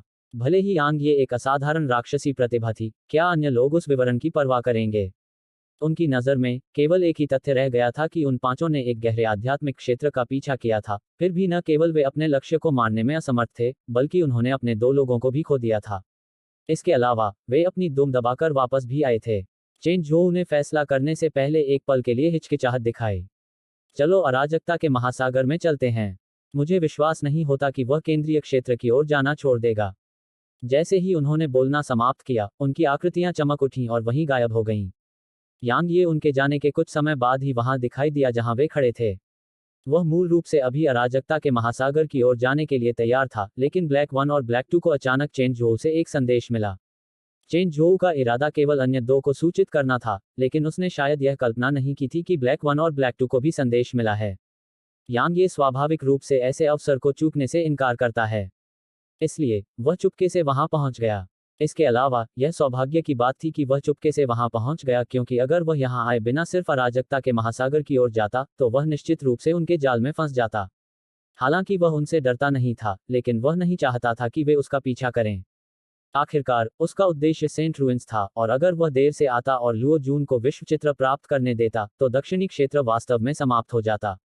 यांग यी कुछ देर के लिए वहीं चुप हो गया, और फिर उसकी आकृति उसकी तलवार पर चमक उठी और अराजकता के महासागर की ओर बढ़ गई। उनकी बातचीत को सुनने के बाद यांग ये को पता था कि उसे केंद्रीय क्षेत्र की ओर अपनी यात्रा को तेज करना होगा। दुर्भाग्य से उन 3 कमीनों ने वास्तव में केंद्रीय क्षेत्र में लौटने से इनकार कर दिया और अराजकता के महासागर में उसे बाधित करना जारी रखने का इरादा किया। यांग ये को उनके साथ खेलने में कोई आपत्ति नहीं होती अगर यह किसी सामान्य समय पर होता। हालांकि वह वास्तव में अभी उनसे लड़ने के मूड में नहीं था। विश्वचित्र सबसे महत्वपूर्ण चीज थी। यांग ये ने अपनी तलवार पर उड़ना तब बंद कर दिया जब वह अराजकता के महासागर तक पहुंचने वाला था, क्योंकि ऐसा करना निस्संदेह 3 हत्यारों को अपनी स्थिति दे देने जैसा होता। Clack clack clack. अचानक यांग ये के पीछे से घोड़े की टापों की आवाज गूंजी। यांग ये ने हिलना बंद कर दिया और पीछे मुड़कर देखने लगा। उसने देखा कि एक समूह तेजी से उसकी ओर बढ़ रहा है, और उस समूह में कुछ 100 लोग थे। यांग ये की आंखों में आश्चर्य की एक झलक दिखाई दी, क्योंकि यह समूह विंडब्रेकर हाउस का उपयोग कर रहा था, और उस समूह का हर एक व्यक्ति कम से कम किंग रियल में था। उन्होंने यांग यी को भी देखा, और उन्होंने तुरंत अपने हथियारों पर अपनी पकड़ मजबूत कर ली, जबकि उनकी आंखें सतर्कता से भरी हुई थीं। यांग ये परेशानी खड़ी नहीं करना चाहता था, इसलिए वह किनारे की ओर गया और उनके लिए रास्ता बना दिया। समूह ने सीटी बजाते हुए यांग ये को पार कर लिया। इस समय यांग यी ने देखा कि इस समूह के बीच एक गाड़ी थी, और पहरेदारों ने उसे कसकर घेर लिया था। जाहिर है, गाड़ी के भीतर उस व्यक्ति की स्थिति और पहचान बिल्कुल भी सरल नहीं थी। हालांकि इसका उससे कोई लेना देना नहीं था। ठीक इसी समय समूह ने अचानक चलना बंद कर दिया। अध्याय 476। मैं वहां कैसे पहुंचूं? लाल चमड़े की स्कर्ट पहने और हाथ में सुनहरा कोड़ा लिए एक आकर्षक महिला उनका रास्ता रोक रही थी। महिला की उम्र 30 साल से ज्यादा थी और उसका फिगर काफी हॉट था, जो थोड़े खुले कपड़ों में ढका हुआ था। उसके शरीर के महत्वपूर्ण हिस्सों के अलावा उसके शरीर का लगभग हर दूसरा हिस्सा हवा में खुला हुआ था। सबसे ज्यादा आकर्षक चीज उसकी गर्दन पर बना टैटू था। यह एक छोटे से सांप का टैटू था जो अपनी जीभ हिला रहा था, और यह उसकी गर्दन के चारों ओर लिपटा हुआ था। सांप का सिर नीचे की ओर था, और यह संयोग से उसकी क्लीवेज पर आ गया, जिससे यह एक बेहद उत्तेजक दृश्य बन गया। विंडब्रेकर हाउस पर सवार गार्ड्स को ऐसा लग रहा था जैसे वे किसी असाधारण दुश्मन का सामना कर रहे हों, जब उन्होंने इस आकर्षक महिला को देखा, और उनके चेहरे सतर्कता से ढके हुए थे। ऐसा इसलिए था क्योंकि यह महिला एक एक्साल्ट रियल्म विशेषज्ञ थी। युवा कुमारी की रक्षा करो। अग्रणी 9वीं रैंक के आत्मा क्षेत्र के रक्षक ने उग्रता से चिल्लाया, और सभी रक्षकों ने तुरंत अपने खजाने वापस ले लिए और उनके शरीर के भीतर गहन ऊर्जा उमड़ पड़ी, क्योंकि वे महिला को घूर रहे थे। महिला ने ठहाका लगाया और फिर उसने आराम से सुनहरा चाबुक घुमाया। इससे हवा में चटचटाहट की आवाजें गूंजने लगीं, और फिर उसने कहा, युवा मिस डिंग, आप वाकई असाधारण रूप से बुद्धिमान हैं, जैसा कि अफवाहों में कहा गया था। आपने वास्तव में मेरे स्काईडेविल संप्रदाय के स्काउट्स और घात के बीच से अपना रास्ता बनाया। अगर मेरे पास बैकअप प्लान नहीं होता, तो आप शायद वापस अराजकता के महासागर में भाग जाती। चरमराहट। गाड़ी का दरवाजा धीरे से खुला और फिर हरे रंग की पोशाक पहने एक महिला गाड़ी से धीरे धीरे बाहर निकली। महिला की उम्र करीब 17 साल थी। वह सुंदर और दुबली पतली थी, लेकिन उसका चेहरा थोड़ा पीला पड़ गया था। उसने अपना हाथ हिलाया, और फिर उसके चारों ओर खड़े पहरेदार तुरंत पीछे हट गए और रास्ता खोल दिया। मेडुसा, मैं वास्तव में यह सब समझ नहीं पा रही हूँ। पिछले 100 सालों से अराजकता के महासागर में हर कोई सद्भाव से रह रहा है। तो फिर तुम्हारे स्काईडेविल संप्रदाय ने अचानक मेरे डिंग कबीले पर हमला क्यों किया? क्या तुम्हारा स्काईडेविल संप्रदाय मेरे डिंग कबीले के क्रोध से नहीं डरता? महिला ने कहा, युवा मिस डिंग, क्या आप देरी करने की कोशिश कर रही हैं ताकि आपके डिंग कबीले से आने वाले सैनिक आपको बचा सकें? मेडुसा ने कहा, अगर यही आपकी योजना है, तो मैं आपको बता सकती हूँ कि इंतजार करने की कोई जरूरत नहीं है, क्योंकि दूसरे लोग उन विशेषज्ञों को यहाँ आने से रोकने के लिए गए हैं। महिला ने थोड़ी आशंका प्रकट की, और फिर उसने कहा, ब्लूवेव संप्रदाय, नेबुला संप्रदाय और दिव्य रहस्य संप्रदाय ने आपके स्काईडेविल संप्रदाय के साथ मिलकर काम किया है। वह बहुत स्पष्ट रूप से जानती थी कि चूंकि मेडुसा ने उन शब्दों को बोलने की हिम्मत की थी, तो स्काईडेविल संप्रदाय को निश्चित रूप से सहायता मिली थी। अन्यथा स्काईडेविल संप्रदाय के लिए अकेले उसके डिंग कबीले के खिलाफ जाना असंभव था। मेडुसा की आंखों में आश्चर्य की एक झलक दिखाई दी, और फिर उसने कहा, युवा मिस डिंग वास्तव में असाधारण बुद्धिमान है। चूंकि आपने उत्तर का अनुमान लगा लिया है, तो आप कोई व्यर्थ प्रतिरोध करने की कोशिश नहीं करेंगी, है न? मैं गारंटी देती हूं कि यदि आप मेरी आज्ञा का पालन करेंगी, तो मैं आपके सभी अधीनस्थों की जान बख्श दूंगी। युवा मिस डिंग, आप ही मेरा एकमात्र लक्ष्य हैं। महिला ने कहा, मैंने भी इस बात पर सहमति जताई थी, लेकिन मेरे ये गार्ड नहीं मानेंगे। हम अपनी मृत्यु तक युवा कुमारी की रक्षा करने की शपथ लेते हैं। वे सभी एक साथ बोले, जबकि उनकी आंखों में दृढ़ निश्चय था और उनकी आंखों में जरा भी कायरता नहीं थी। तो यंग मिस डिंग अंत तक विरोध करने का इरादा रखती है। मेडुसा की नज़र धीरे धीरे बर्फीली हो गई। भले ही वह एक एक्साल्ट रियल्म विशेषज्ञ थी, लेकिन वह 100 से ज्यादा डीप ऑफर्स का सामना कर रही थी। इसके अलावा उनमें से 30 से ज्यादा स्पिरिट रियल्म में थे, जबकि स्पिरिट रियल्म के 9वें रैंक पर 10 से ज्यादा थे। अगर वे युद्ध में एकजुट होते तो वे उसके लिए काफी खतरा थे, अन्यथा वह इतने लंबे समय तक अपनी सांस बर्बाद नहीं करती। गठन बनाओ, महिला ने कहा। जैसे ही उसने बात की, उसके चारों ओर खड़े सभी पहरेदार तेजी से आगे बढ़ गए और कुछ ही पल में उन्होंने एक गोलाकार संरचना बना ली। घेरे के अंदरूनी हिस्से में मौजूद पहरेदारों के हाथों में धनुष थे, जबकि बाहरी हिस्से में मौजूद पहरेदारों के हाथों में भाले थे। इसके अलावा उनके पैरों के नीचे एक हल्का नीला प्रकाश का घेरा दिखाई दिया। हमें बस 1 घंटे तक डटे रहना है। तब तक हमारे कबीले के विशेषज्ञ निश्चित रूप से यहाँ आ जाएंगे। अगर हम इस लड़ाई में बच गए, तो मेरा डिंग कबीला आप में से हर एक को 10 उच्च श्रेणी के ऊर्जा पत्थर देने को तैयार है। इसके अलावा अर्थ रैंक तकनीक मंडप आप सभी के लिए आधे महीने के लिए खुला रहेगा, जबकि आप अर्थ रैंक खजाना मंडप के भीतर अर्थ रैंक खजाने में से एक चुन सकते हैं। यदि आप युद्ध में मर जाते हैं, तो मेरा डिंग कबीला 50 उच्च श्रेणी के ऊर्जा पत्थरों का मुआवजा देगा और आपके बच्चों को डिंग कबीले में शामिल होने की अनुमति देगा ताकि वे डिंग कबीले के शिष्यों के साथ सीख सकें। महिला की सपाट आवाज पूरे वातावरण में गूंज उठी।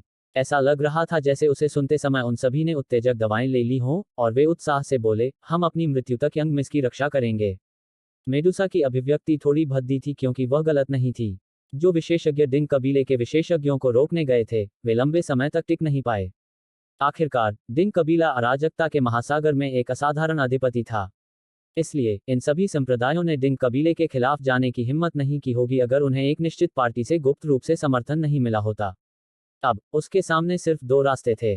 पहला था तुरंत हमला करना और डिंग कबीले की यंग मिस को पकड़ने के लिए खूनी अंत तक लड़ना।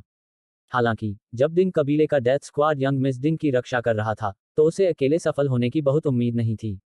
दूसरा रास्ता था अपनी सेना के आने का इंतजार करना। इससे पहले वह यंग मिस डिंग को अराजकता के महासागर में आने से रोकने के लिए अंतरिक्ष को चीरकर यहां पहुंची थी।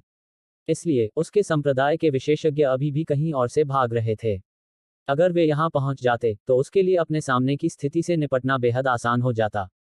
हालांकि यदि डिंग कबीले के विशेषज्ञ सबसे पहले वहां पहुंच जाते, तो निश्चित रूप से वह युवा मिस डिंग को बंधक बनाए बिना एक भयावह मौत मरती। क्या मुझे तुरंत कार्रवाई करनी चाहिए या इंतजार करना चाहिए? मेडुसा थोड़ी दुविधा में थी। यांग ये ने उन दोनों महिलाओं को बगल से देखा। वह वास्तव में बुद्धिमान है। न केवल उसने एक साल रियल्म विशेषज्ञ का सामना करते समय घबराहट के कोई लक्षण नहीं दिखाए, बल्कि वह शांति से एक गठन स्थापित करने और अपने अधीनस्थों का दिल जीतने में भी सक्षम थी। ऐसी मानसिकता और बुद्धिमत्ता वास्तव में उस चालाक महिला किन जियू से मुकाबला कर सकती है। अगर वह अकेली होती, तो यांग ये को उसे अपनी तरफ खींचने की थोड़ी इच्छा होती। वह एक सक्षम प्रतिभा थी और वह निश्चित रूप से उसकी बहुत मदद कर सकती थी। दुर्भाग्य से यह स्पष्ट था कि उसकी पहचान साधारण नहीं थी। तो वह संभवतः उसके पक्ष में कैसे आ सकती थी? उसने नहीं सोचा था कि उसके पास किसी अधिपति की आभा है जो दुनिया की सभी सुंदरियों और नायकों को उसके सामने घुटने टेकने पर मजबूर कर सकती है यदि वह तलवार सम्राट के रूप में अपनी पहचान प्रकट करता है। इसके अलावा वह संप्रदायों और कुलों के बीच की इस दुश्मनी में नहीं पड़ना चाहता था।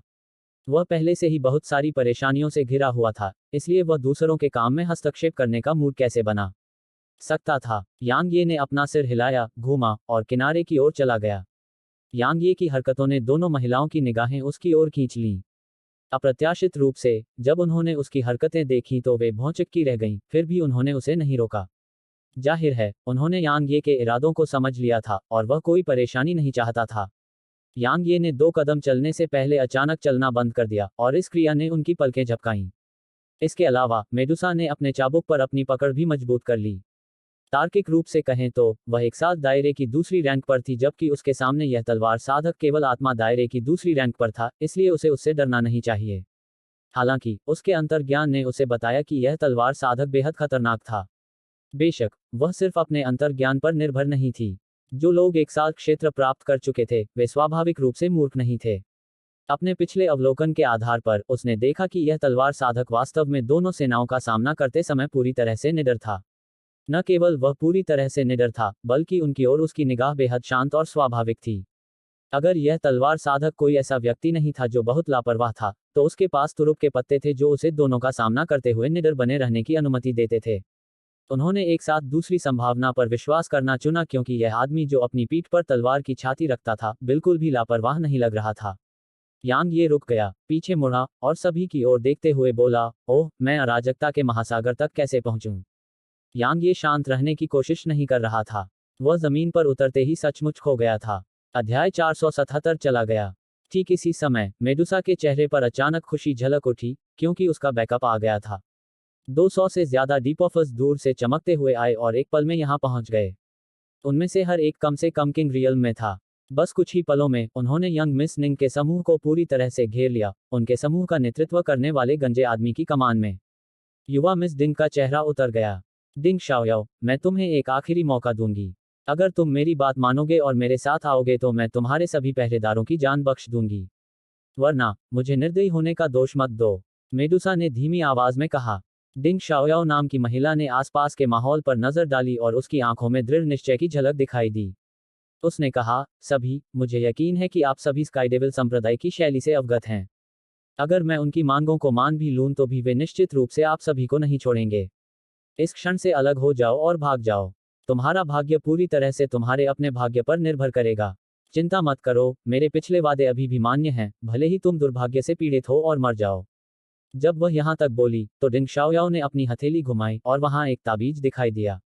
वह गुस्से से चिल्लाई, भागो। जैसे ही उसने बोलना समाप्त किया, उसने अपने हाथ पर थोड़ा बल लगाया और ताबीज तुरंत फट गया तथा वह वहीं गायब हो गई। यह एक रैंडम टेलीपोर्टेशन तावीज है। धिक्कार है। मेडुसा ने जब यह दृश्य देखा तो वह तुरंत क्रोधित हो गई और उसने कहा, उन्हें मार डालो। एक भी भागने मत देना। वे पहरेदार अपने सदमे से उबर गए और फिर उन्होंने तुरंत प्रतिरोध करना छोड़ दिया और आसपास की ओर भाग गए। हालांकि उनमें से ज्यादातर मारे गए और केवल 20 से कम ही घेरे से बाहर निकल पाए। लेकिन क्या वे पूरी तरह से बच सकते थे, यह अभी भी एक समस्या थी, इससे पहले कि उनके पीछे डीपॉफर्स का एक पूरा समूह था। महाराज, अब हमें क्या करना चाहिए? गंजे आदमी ने धीमी आवाज में पूछा। मेडुसा के चेहरे पर काफी क्रूर भाव थे। जीत उसके हाथ में थी, फिर भी उसने कभी नहीं सोचा था कि उस महिला के पास वास्तव में रैंडम टेलीपोर्टेशन तावीज होगा। यह सब वास्तव में इसलिए हुआ क्योंकि वह लापरवाह थी। आखिरकार, अगर उसने लापरवाही नहीं बरती होती तो वह अंतरिक्ष के इस विस्तार को बंद कर सकती थी और इससे रैंडम टेलीपोर्टेशन तावीज का असर खत्म हो जाता। दुर्भाग्य से, उसने सोचा कि डिंग शाओयाओ मौत तक बेतहाशा लड़ने का इरादा रखता है। वह कैसे सोच सकती थी कि डिंग शाओयाओ वास्तव में भागने का आदेश देगा और ऐसा करने वाला पहला व्यक्ति होगा। उन बेकार कचरे के पीछे मत भागो। सभी को हमारे आसपास 100 किलोमीटर के क्षेत्र की तलाशी लेने का आदेश दो। भले ही डिंग शाओयाओ एक स्पिरिट रीलम प्रोफोटर है, लेकिन उसके शरीर की वजह से उसके पास कोई लड़ाकू ताकत नहीं है। इसलिए उन्हें बताएं कि उससे डरने की कोई जरूरत नहीं है। बेशक, उन्हें लापरवाही से भी काम नहीं करना चाहिए। आखिरकार, हम यह गारंटी नहीं दे सकते कि उसके पास कोई जीवन रक्षक उपाय नहीं है। मेडुसा ने उदास भाव से कहा। गंजे आदमी ने सिर हिलाया और फिर उसने यांग ये की ओर देखा और कहा, मेरे प्रभु, उसके बारे में क्या? मेडुसा की नजर यांग ये पर पड़ी। उसने यांग ये को एक पल के लिए देखा और फिर अचानक मुस्कुराए और बोली, युवा मास्टर, आप बहुत अपरिचित लग रहे हैं। मुझे लगता है कि आप अराजकता के महासागर से नहीं हैं। यांग ये ने कहा, मुझे यहाँ शक्तियों के बीच दुश्मनी में कोई दिलचस्पी नहीं है, और मैं बस यहाँ से गुजर रहा था और संयोग से इस घटना पर ठोकर खाई। मुझे लगता है कि आप अराजकता के महासागर से हैं, इसलिए क्या मैं आपसे पूछ सकता हूँ कि वहाँ कैसे पहुँचा जाए? मेडुसा ने पूछा, युवा गुरु, आप अराजकता के महासागर की ओर क्यों जा रहे हैं? यांग ये ने भौहें सिकोड़ी। इस बीच मेडुसा ने अचानक कहा, बस आगे बढ़ते रहो और स्टिल रिज से गुजरने के बाद तुम अराजकता के महासागर तक पहुंच पाओगे। लेकिन तुम्हें सावधान रहना होगा क्योंकि स्टिल रिज कई डाकबीस्ट से भरा हुआ है और उनमें एक साल्ट रैंक डाकबीस्ट की कोई कमी नहीं है। मुझे डर है कि तुम्हारे पास जो ताकत है, उसके साथ स्टिल रिज से गुजरना तुम्हारे लिए मुश्किल होगा। तो तुम हमारे साथ क्यों नहीं आते? कम से कम हम रास्ते में एक दूसरे का ख्याल रख पाएंगे। तुम क्या सोचते हो? इसकी कोई जरूरत नहीं है। मैं जल्दी में हूं, इसलिए मैं विदा लूंगा। यांग ये ने उन दोनों की तरफ थोड़ा सिर हिलाया और फिर आगे बढ़ गया। यह महिला और स्काईडेविल संप्रदाय स्पष्ट रूप से कुछ भी अच्छा नहीं था, इसलिए वह उनसे कोई लेना देना नहीं रखना चाहता था। ऐसा नहीं था कि वह डरता था, लेकिन वह बस कोई परेशानी नहीं चाहता था। रुको। ठीक इसी समय गंजे आदमी ने अचानक यांग ये को रोक दिया। मेडुसा की भौहें थोड़ी सिकुड़ गईं और उसने गंजे आदमी को नाराजगी से देखा। अपने पास मौजूद अनुभव और ज्ञान के साथ, वह व्यवहारिक रूप से आश्वस्त थी कि जब यह आदमी आत्मा क्षेत्र में था, तो उसके पास निश्चित रूप से किसी प्रकार का तुरुप का पत्ता या असाधारण पहचान थी। अन्यथा, एक साल क्षेत्र विशेषज्ञ का सामना करते समय उसके लिए इतना उदासीन रहना असंभव होगा। यही कारण था कि उसने यांग ये को जाने दिया। वह उससे डरती नहीं थी, लेकिन वह कोई परेशानी भी नहीं चाहती थी। किसी भी मामले में उसे मारने से उसे कुछ हासिल नहीं होने वाला था। यांग ये रुक गया और गंजे आदमी को देखने के लिए मुड़ा और बोला, क्या गंजे आदमी ने मेडुसा से कहा, मेरे प्रभु, क्या आपको वह व्यक्ति याद है जिसे संप्रदाय के गुरु ने हमें देखने के लिए कहा था? आप उस समय संप्रदाय में नहीं थे, इसलिए आपने संप्रदाय के गुरु के पास जो चित्र था उसे नहीं देखा, लेकिन मैंने देखा। मुझे अभी तुरंत याद नहीं आया, लेकिन अब जब मैंने इसके बारे में सोचा तो मैंने देखा कि चित्र में जो व्यक्ति है वह दिखने में उससे बहुत मिलता जुलता है। अगर मैं गलत नहीं हूं तो वह निश्चित रूप से वह व्यक्ति है जिसे संप्रदाय के गुरु ढूंढ रहे हैं। हम उसे जाने नहीं दे सकते। मेडुसा ने कहा, क्या तुम्हें यकीन है? गंजे आदमी ने सिर हिलाया और कहा, चित्र में वह व्यक्ति अपनी पीठ पर तलवार की पेटी नहीं रखे हुए था, इसलिए मैं उसे तुरंत पहचान नहीं पाया। लेकिन अब ऐसा लगता है कि उसकी पीठ पर तलवार की पेटी के अलावा वह चित्र में उस व्यक्ति से पूरी तरह मिलता जुलता है। इसलिए मुझे यकीन है कि वह वही व्यक्ति है जिसे संप्रदाय के गुरु ढूंढ रहे हैं। संप्रदाय के गुरु ने कहा कि अगर हम उसे पा लेते हैं तो हमें उसे बिल्कुल भी डराना नहीं चाहिए और सबसे पहले संप्रदाय के गुरु को सूचित करना चाहिए। मुझे लगता है कि वह संप्रदाय के गुरु के लिए बेहद महत्वपूर्ण होना चाहिए, इसलिए हम उसे बिल्कुल भी जाने की अनुमति नहीं दे सकते। मेडुसा ने एक पल के लिए गहराई से सोचा और फिर उसने यांग ये को देखा और कहा, युवा मास्टर, मुझे लगता है कि आपने यह सब सुना है ना? इस समय यांग ये का दिल हैरानी से भर गया था। वह गंजा आदमी झूठ नहीं बोल रहा है, लेकिन स्काई डेविल संप्रदाय के संप्रदाय गुरु के पास मेरा चित्र क्यों होगा? क्या ऐसा हो सकता है कि यांग यी ने कुछ सोचा था और उसकी निगाहें बर्फ जैसी ठंडी हो गईं। युवा गुरु, मुझे लगता है कि आप मेरे साथ स्काई डेविल संप्रदाय में आने से इनकार नहीं करेंगे, है ना? मेडुसा ने उदासीनता से कहा, जबकि उसके हाथ में सुनहरा चाबुक जीवित हो गया था और थोड़ा कंपन कर रहा था। पहले उसने उसे जाने दिया था क्योंकि वह उसकी उत्पत्ति के बारे में नहीं जानती थी और खुद के लिए परेशानी पैदा नहीं करना चाहती थी। लेकिन अब वह स्वाभाविक रूप से उसे जाने नहीं दे सकती थी क्योंकि उसका संप्रदाय गुरु उसे ढूंढ रहा था। मैं वहां जाऊंगा, लेकिन तुम्हारे साथ नहीं। जैसे ही उसने बोलना समाप्त किया, यांगे का स्वरूप चमक उठा और मेडुसा की ओर विस्फोटक ढंग से चला। इस समय अपनी सांसें बर्बाद करना व्यर्थ था, इसलिए उसने सीधे हमला कर दिया। इससे पहले उसने उस पर हमला करने का इरादा नहीं किया था क्योंकि वह वास्तव में खुद के लिए परेशानी खड़ी नहीं करना चाहता था। आखिरकार सबसे महत्वपूर्ण मामला केंद्रीय क्षेत्र की यात्रा करना था। दुर्भाग्य से वह उसे जाने नहीं देना चाहती थी। चूंकि यह ऐसा था तो वह केवल उन लोगों से निपट सकता था जो उसका रास्ता रोक रहे थे। मेडुसा का चेहरा तब उतर गया जब उसने यांग ये को उस पर हमला करते देखा क्योंकि यह उसका अपमान था जब एक आत्मा क्षेत्र के प्रख्यात व्यक्ति ने वास्तव में उस पर हमला करने की पहल की। उसने खुद को रोकना बंद कर दिया और अपनी कलाई को झटका दिया, जिससे उसके हाथ में पकड़ा हुआ चाबुक एक सुनहरे सांप की तरह यांग ये की ओर तेजी से उछला। यांग ये ने उस कोड़े की ओर अपनी मुट्ठी तान दी जिसने उस पर हमला किया था। टकराना। मेडुसा का चाबुक तुरंत उड़ गया और इससे वह चौंक गई। जाहिर है उसने उम्मीद नहीं की थी कि यांग ये की ताकत वास्तव में इतनी महान होगी और वास्तव में उसके चाबुक को वापस उड़ा देगी। एक बार जब वह अपने सदमे से उबर गई तो मेडुसा को केवल क्रोध महसूस हुआ, क्योंकि उसके जैसे प्रतिष्ठित एक साल्ट रियल्म विशेषज्ञ के हमले को वास्तव में एक स्पिरिट रियल्म प्रोफोटर ने वापस उड़ा दिया था और उसे लगा कि यह एक घोर अपमान था। तुम मौत को निमंत्रण दे रहे हो। मेडुसा ने अपना हाथ हिलाया, जिससे सुनहरा चाबुक हवा में फैल गया और लगभग 300 मीटर लंबे अजगर में बदल गया, और अजगर ने अपना शरीर घुमाया और यांगी की ओर जोर से टूट पड़ा। एक युद्ध तकनीक। यांगी ने लापरवाही से काम करने की हिम्मत नहीं की। उसने अपने हाथ से इशारा किया और ड्रैगन बोन उसकी मुट्ठी में आ गई, और फिर उसने उसे दोनों हाथों से पकड़ लिया और उसे क्षैतिज रूप से काट दिया। एक पल में तलवार क्यूई के अनगिनत धागे विस्फोटक रूप से आगे बढ़े और सुनहरे अजगर से टकरा गए। अंतरिक्ष तुरंत हिंसक रूप से उछला, जबकि ऊर्जा की अनगिनत लहरें एक दूसरे को ओवरलैप करती हुई चारों ओर की ओर बह गईं। मेडुसा ने जब यह दृश्य देखा तो उसकी आंखों में स्पष्ट आश्चर्य था। क्या यह किसी आत्मा के दायरे से किया गया हमला था? यह मेरी उच्च श्रेणी की पृथ्वी रैंक की युद्ध तकनीक को भी नष्ट करने में सक्षम था। सौभाग्य से यह केवल तलवार क्यूई थी जिसे तलवार के इरादे से बढ़ाया नहीं गया था। इस युवक ने शायद तलवार के इरादे को नहीं समझा है, अन्यथा। ठीक इसी समय प्रकाश की एक किरण चमकी। बैंगनी तलवार की एक लत तुरंत मेडुसा के सामने आ गई और उसने बिना किसी हिचकिचाहट के अपना हाथ लहराया और अपने चाबुक से उस पर वार किया। टकराना। तलवार की क्यूई के बिखरने के साथ ही एक विस्फोट हुआ और मेडुसा का चाबुक भी टूट गया। तलवार की क्यूई के बिखरने के बाद वहां से लाल रोशनी की एक किरण चमकी और यह बिल्कुल भी धीमी नहीं हुई और उसकी ओर बढ़ी। मेडुसा अपने टूटे हुए चाबुक को निहार रही थी और फिर जब उसने लाल रोशनी की उस किरण को देखा तो उसका हाव भाव एकदम बदल गया। वह आश्चर्य से चिल्लाई, तलवार का इरादा, भौतिक तलवार का इरादा, तुम किस तरह के राक्षस हो? हालांकि वह चौंक गई थी, लेकिन मेडुसा की प्रतिक्रिया बिल्कुल भी धीमी नहीं थी। उसने तेजी से अपना दाहिना हाथ हिलाया और उसे जकड़ लिया, जिससे लाल रोशनी की किरण तुरंत वहीं जम गई और फिर वह तुरंत गड़गड़ाहट के साथ हवा में बिखर गई। ठीक इसी समय मेडुसा की पुतलियां सिकुड़ गईं और उसकी गर्दन के पिछले हिस्से से ठंडक उठने लगी।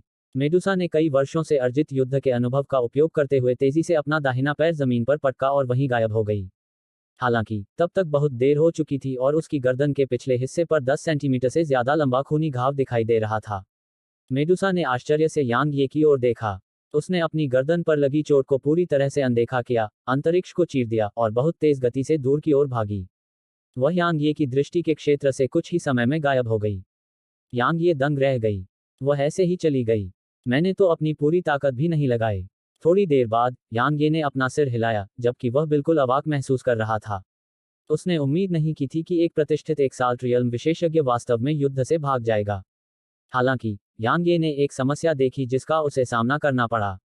यह थी कि अगर एक्साल्ट्रियल्म विशेषज्ञ भागने पर आमादा होते तो वह उनके सामने वास्तव में असहाय होता। ठीक वैसे ही जैसे जब मेडुसा अभी भाग गई थी। वह केवल उसे भागते हुए देख सकता था। मैं तो भूल ही गया कि यहाँ कोई और व्यक्ति भी है। यांग ये ने पीछे मुड़कर उस गंजे आदमी को देखा जिसकी आंखें सदमे से भरी हुई थीं, और फिर उसने अपना सिर हिलाया। मौत को गले लगाना कैसा होता है? बिल्कुल ऐसा ही था, क्योंकि अगर गंजे आदमी ने ज्यादा बात नहीं की होती तो उसे मरना नहीं पड़ता। दुर्भाग्य से प्रकाश की एक किरण चमकी और फिर उस गंजे आदमी का सिर, जो 5वीं रैंक का स्पिरिट रियल्म प्रोफाउंडर था, हवा में उड़ गया। 8वें स्तर की वध तलवार मंशा के साथ साधना के एक ही क्षेत्र में सभी गहन व्यक्तियों को पार करना वास्तव में कठिन नहीं था। यांग ये ने अपनी तलवार रख दी और फिर वह पीछे मुड़कर उस ओर देखने लगा और फिर बोला, क्या तुम अब भी वहीं छिपे रहोगे? अध्याय 478 राक्षसी प्रतिभा। यांग ये के सामने एक महिला प्रकट हुई और वह वास्तव में डिंग शाओयाओ थी जिसने अभी भागने के लिए एक रैंडम टेलीपोर्टेशन तावीज का उपयोग किया था। दरअसल उसने रैंडम टेलीपोर्टेशन तावीज का इस्तेमाल ही नहीं किया था, बल्कि यह एक क्लोकिंग तावीज था। यांग ये ने लिन शान की किताबों में क्लोकिंग तावीज़ों के रिकॉर्ड देखे थे और उसने अपने जीवन में एक भी नहीं देखा था। उसने कल्पना भी नहीं की थी कि वह वास्तव में यहाँ एक देखेगा। इसके अलावा उसके क्लोकिंग तावीज़ की गुणवत्ता बिल्कुल भी कम नहीं थी। यह कम से कम मध्यम श्रेणी का था। अन्यथा उसके लिए अभी मेडुसा को धोखा देना असंभव होगा। तुम एक तावीज़ मास्टर हो। डिंग शाओयाओ ने यांग ये को देखा, जबकि उसके हाथ में अभी भी एक तावीज़ था, और उसने कहा, केवल एक तावीज़ मास्टर ही क्लोकिंग तावीज़ और रैंडम टेलीपोर्टेशन तावीज़ के बीच अंतर देख पाएगा। आपकी पोशाक के आधार पर आप अराजकता के महासागर से नहीं हैं, और आपको दक्षिणी क्षेत्र या प्राचीन डोमेन शहर से होना चाहिए। जहां तक आपके उद्देश्य की बात है, यह संभवतः अराजकता का महासागर नहीं बल्कि केंद्रीय क्षेत्र है ना? एक राक्षसी प्रतिभा। यांग ये की पलकें झपक गईं। वह वास्तव में बुद्धिमान है। वह वास्तव में मेरी उत्पत्ति और गंतव्य का अनुमान लगाने में सक्षम थी। वह किन्जियुए से बिल्कुल भी कम नहीं है। 8वें स्तर की तलवार की मंशा और स्पिरिट दायरे में रहते हुए एक साथ दायरे के विशेषज्ञ को हराने की क्षमता। पूरे दक्षिणी क्षेत्र में केवल एक ही व्यक्ति ऐसा करने में सक्षम है, और वह है तलवार सम्राट। तुम्हें तलवार सम्राट होना चाहिए, यांग ये, है न? डिंग शाओयाओ ने कहा। कभी कभी बहुत ज्यादा चालाक होना हमेशा अच्छी बात नहीं होती। यांग ये की आंखें थोड़ी सिकुड़ गईं, क्योंकि वह बहुत ज्यादा चालाक थी और इससे उसे थोड़ा डर भी लगा। डिंग शाओयाओ ने मुस्कुराते हुए कहा, हमें दोस्त बनना चाहिए क्योंकि हमारा दुश्मन एक ही है।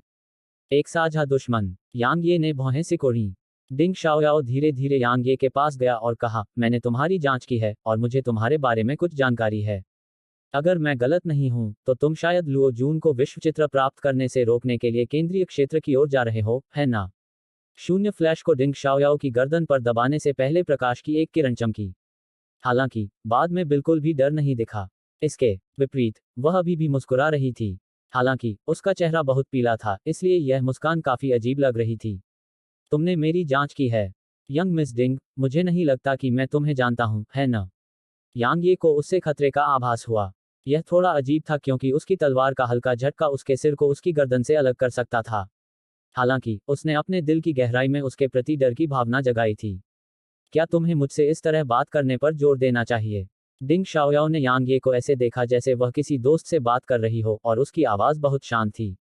यांग ये ने उस पर एक गहरी नजर डाली और फिर उसने शून्य फ्लैश को दूर रख दिया। उसने कहा, युवा मिस डिंग, क्या तुम अब मेरे सवाल का जवाब दे सकती हो?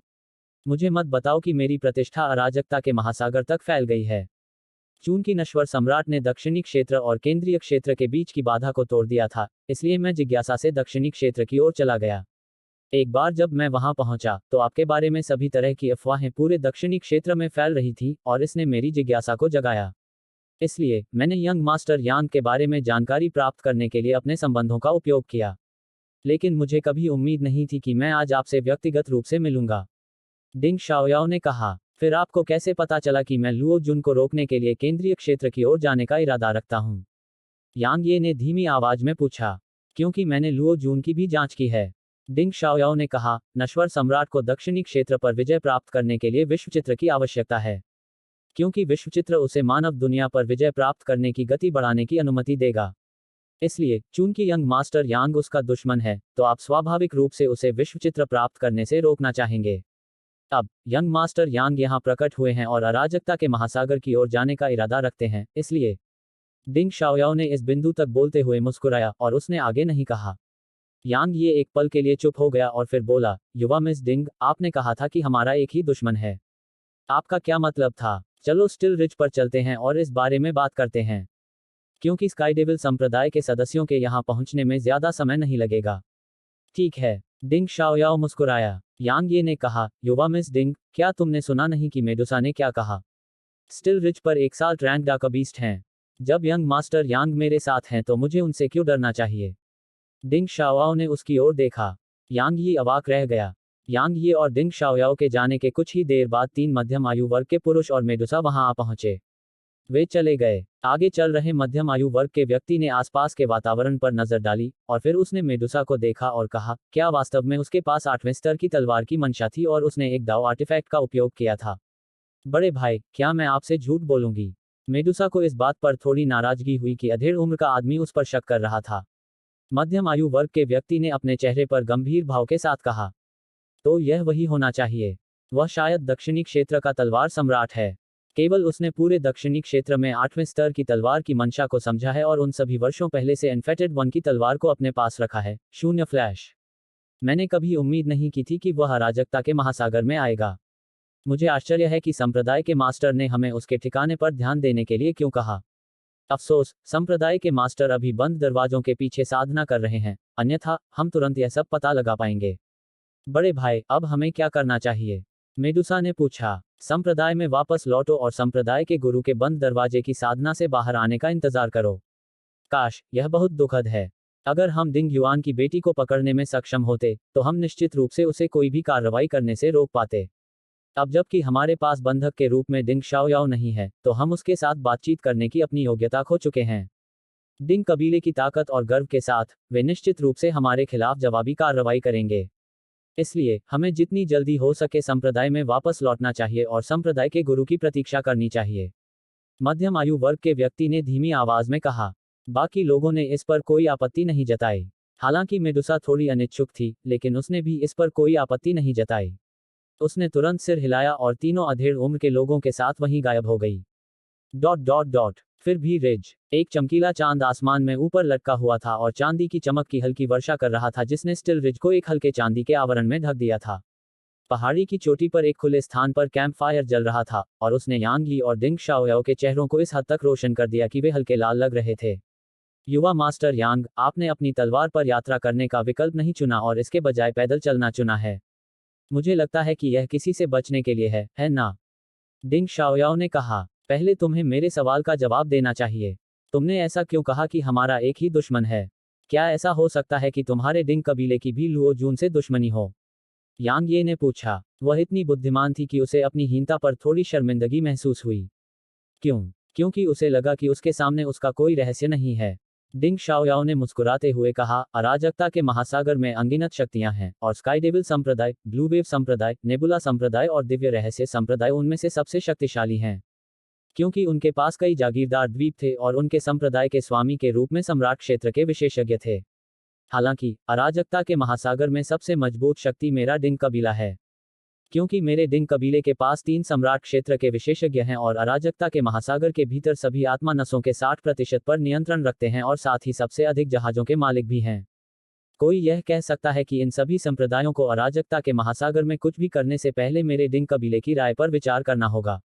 हालांकि मेरे डिंग कबीले ने निर्दयता से काम नहीं किया और हमने उन्हें अराजकता के महासागर में बाकी द्वीपों और आत्मा शिराओं का स्वतंत्र रूप से उपयोग करने की अनुमति दी। यही कारण है कि पिछले 100 वर्षों में मेरा डिंग कबीला उन संप्रदायों के साथ मिल गया है, और यह शांति केवल तब नष्ट हुई जब नश्वर सम्राट प्रकट हुआ। लुओ जुन ने अराजकता के महासागर पर विजय प्राप्त करना शुरू कर दिया है। यांग ये ने धीमी आवाज में पूछा। डिंग शाओयाओ ने सिर हिलाया और कहा, बाधा को नष्ट करने के बाद उसने सबसे पहले मेरे डिंग कबीले का दौरा किया। उसे उम्मीद थी कि मेरा डिंग कबीला उसका समर्थन करेगा, और उसने इसके लिए प्रचुर लाभ भी प्रदान किए। लेकिन मेरे डिंग कबीले ने अंत में इसे अस्वीकार कर दिया। क्यों? यांग ये हैरान था। मर्त्य सम्राट का उदय निकट है, और उसे महान हान साम्राज्य और कुछ असाधारण कुलों का समर्थन प्राप्त है। ऐसा नहीं लगता कि आपके डिंग कबीले के पास उसे मना करने का कोई कारण है ना? यह एक व्यक्ति की वजह से हुआ। डिंग शाओयाओ ने कहा, मेरे डिंग कबीले पर उसका बहुत बड़ा कर्ज है। उसने कहा कि अगर मेरा डिंग कबीला लुओ जून का साथ देगा तो उसे निश्चित रूप से विनाश का सामना करना पड़ेगा। इसलिए उसकी मदद नहीं की जा सकती थी। मेरे डिंग कबीले के पास लुओ जून को मना करने के अलावा कोई विकल्प नहीं था। तुमने सिर्फ एक व्यक्ति के कारण मना कर दिया। यांग ये हैरान था। डिंग शाओआओ ने यांग ये की ओर देखा और कहा, वह कोई साधारण व्यक्ति नहीं है। युवा मास्टर यांग, आपने शायद जियाओ तियानजी के बारे में सुना होगा, है ना? यांग ये के मुंह के कोने फड़क उठे। आखिर उसने शियाओ तियानजी का नाम कैसे नहीं सुना होगा? वह उसके ससुर थे। आप मुझे बता रहे हैं कि जियो? ओह, मिस्टर जियो ने आपके डिंग कबीले को लुओ जुन का पक्ष न लेने के लिए कहा था। यांग ये ने पूछा। डिंग शाओयाओ ने सिर हिलाया और कहा, उसके अलावा और कौन है जो मेरे डिंग कबीले को सिर्फ कुछ शब्दों से मौजूदा स्थिति के खिलाफ लड़ने का फैसला करने के लिए मजबूर कर सके? उस दिन जब हमने उसे मना किया तो लुओ जून ने मेरे डिंग कबीले पर हमला नहीं किया, और उसने सिर्फ मेरे डिंग कबीले से इस पर ज्यादा विचार करने के लिए कहा। लेकिन अब ऐसा लगता है कि उसने कुछ समय पहले ही मेरे डिंग कबीले के खिलाफ काम करना शुरू कर दिया था। अगर मैं गलत नहीं हूं, तो स्काईडेविल संप्रदाय और दूसरे संप्रदायों ने शायद लुओ जून का साथ दिया है। अन्यथा वे चाहे कितने भी बहादुर क्यों न हो, मेरे डिंग कबीले के खिलाफ काम करने की हिम्मत नहीं करेंगे। जब उसने इस बिंदु तक सुना, तो कहा जा सकता था कि यांग ये को समझ में आ गया है।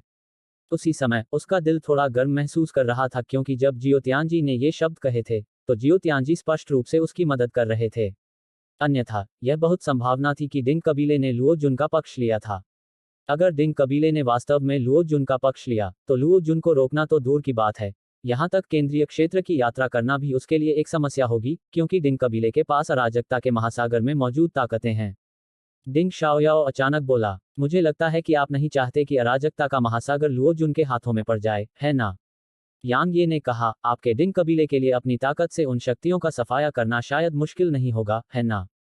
यह वास्तव में मुश्किल नहीं है। हालांकि यह निश्चित रूप से कहना असंभव होगा कि क्या लुओ जून ने गुप्त रूप से उनकी सहायता की थी, डिंग शाओयाओ ने कहा। यह तुम्हारे कबीले की समस्या है। यांग ये ने अपना सिर हिलाया।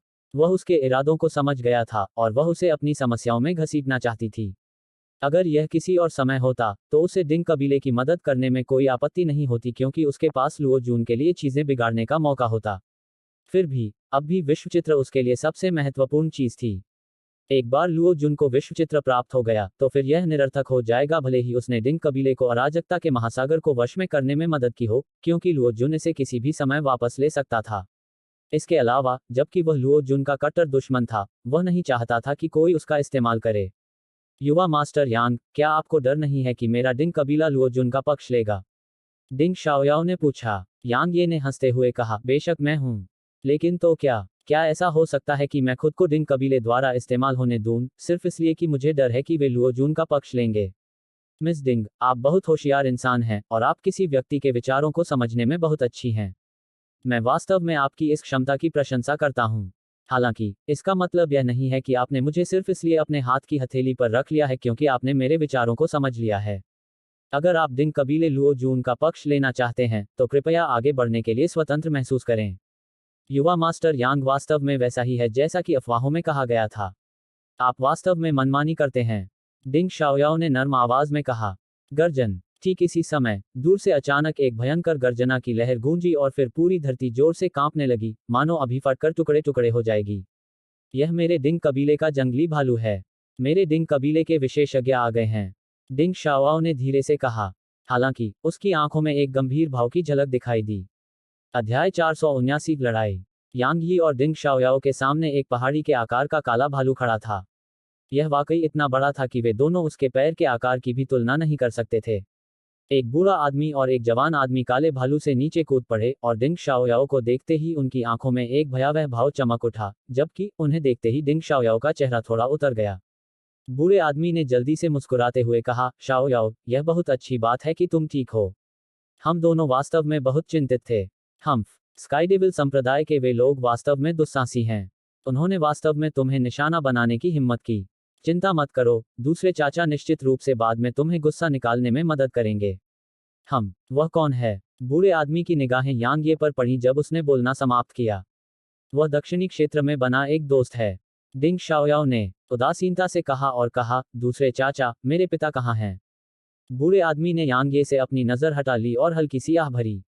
तुम्हारे पिता स्काईडेविल संप्रदाय द्वारा लगाए गए घात में गिर गए, जबकि वे तुम्हें बचाने की कोशिश कर रहे थे, और वे अभी बुरी तरह घायल और बेहोश हैं। ठीक है, दूसरे चाचा अभी कबीले के कुलपति के रूप में खड़े हैं। ठीक है, चलो पहले कबीले में वापस आते हैं।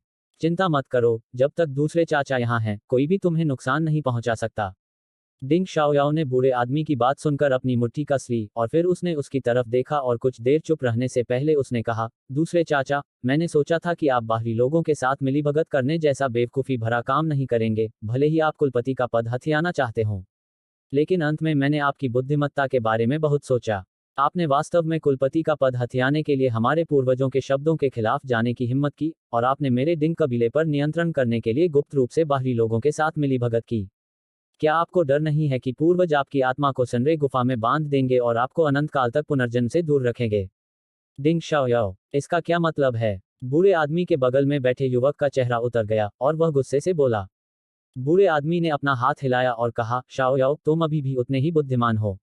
मैंने तुमसे यह बात छिपाने के बारे में कभी नहीं सोचा। तो क्या तुम आज्ञाकारी बनोगे और दूसरे चाचा के साथ चले जाओगे, या मुझे तुम्हें मार देना चाहिए? सच कहूं तो मैं तुम्हें मारना नहीं चाहता, क्योंकि मुझे कबीले के ज्यादातर कामों की देखभाल करने के लिए तुम्हारी जरूरत है। लेकिन इसमें मदद नहीं की जा सकती क्योंकि तुम्हें बस सब कुछ उजागर करना था। काश तुम एक बार मूर्ख क्यों नहीं बन सकते। मेरे पिता कैसे हैं? डिंग शाओयाओ ने सपाट आवाज में पूछा।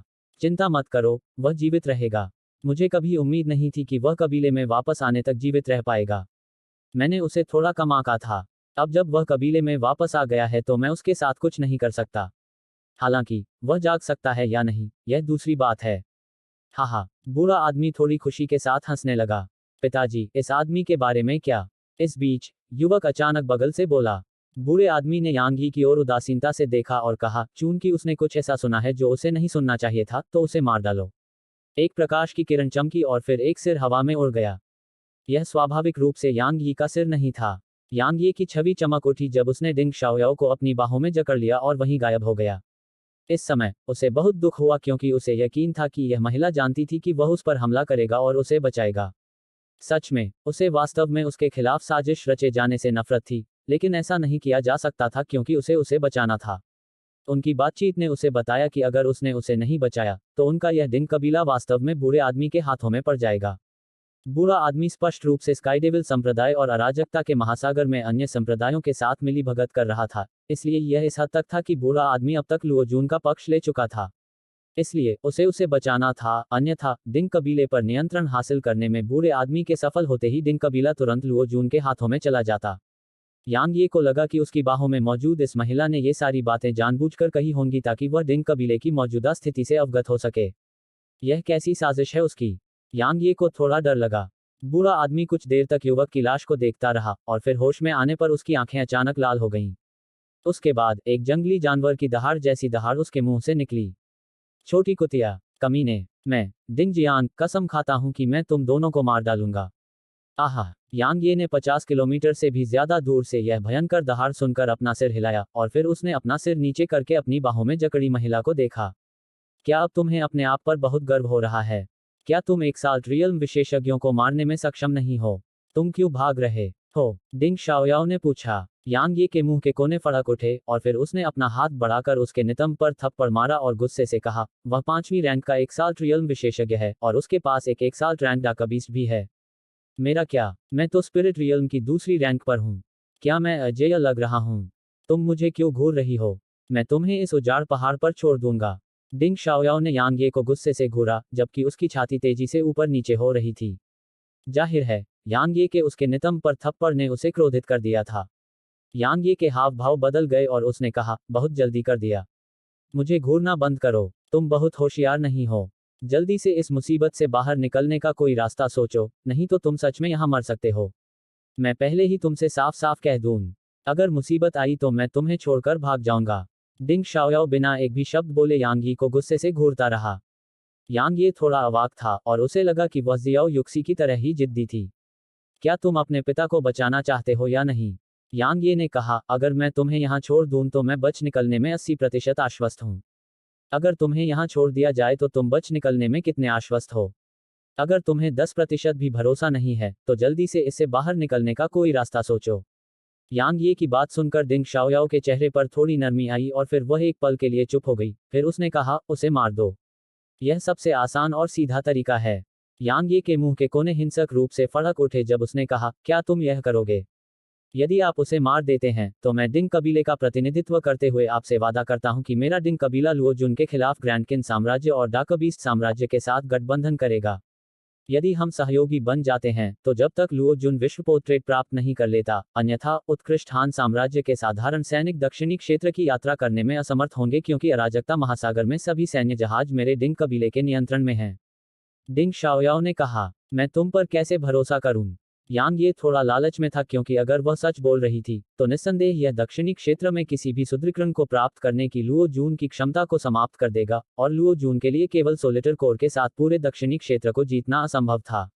हालांकि वह वास्तव में उस पर भरोसा नहीं करता था क्योंकि वह बहुत चालाक थी और अगर वह थोड़ी सी भी लापरवाही करता तो वह उसकी पीठ में छुरा घोंप सकती थी। लुओ जून ने मेरे डिंग कबीले के खिलाफ काम किया है और लगभग मेरे पिता और मुझे मार डाला था। क्या आपको लगता है कि अगर मेरे पिता कबीले पर नियंत्रण बनाए रखते हैं तो मेरे डिंग कबीले का उनका साथ देना संभव है? डिंग शाओयाओ ने कहा, यह काफी नहीं है, मैं तुम्हें एक आखिरी मौका दूंगा।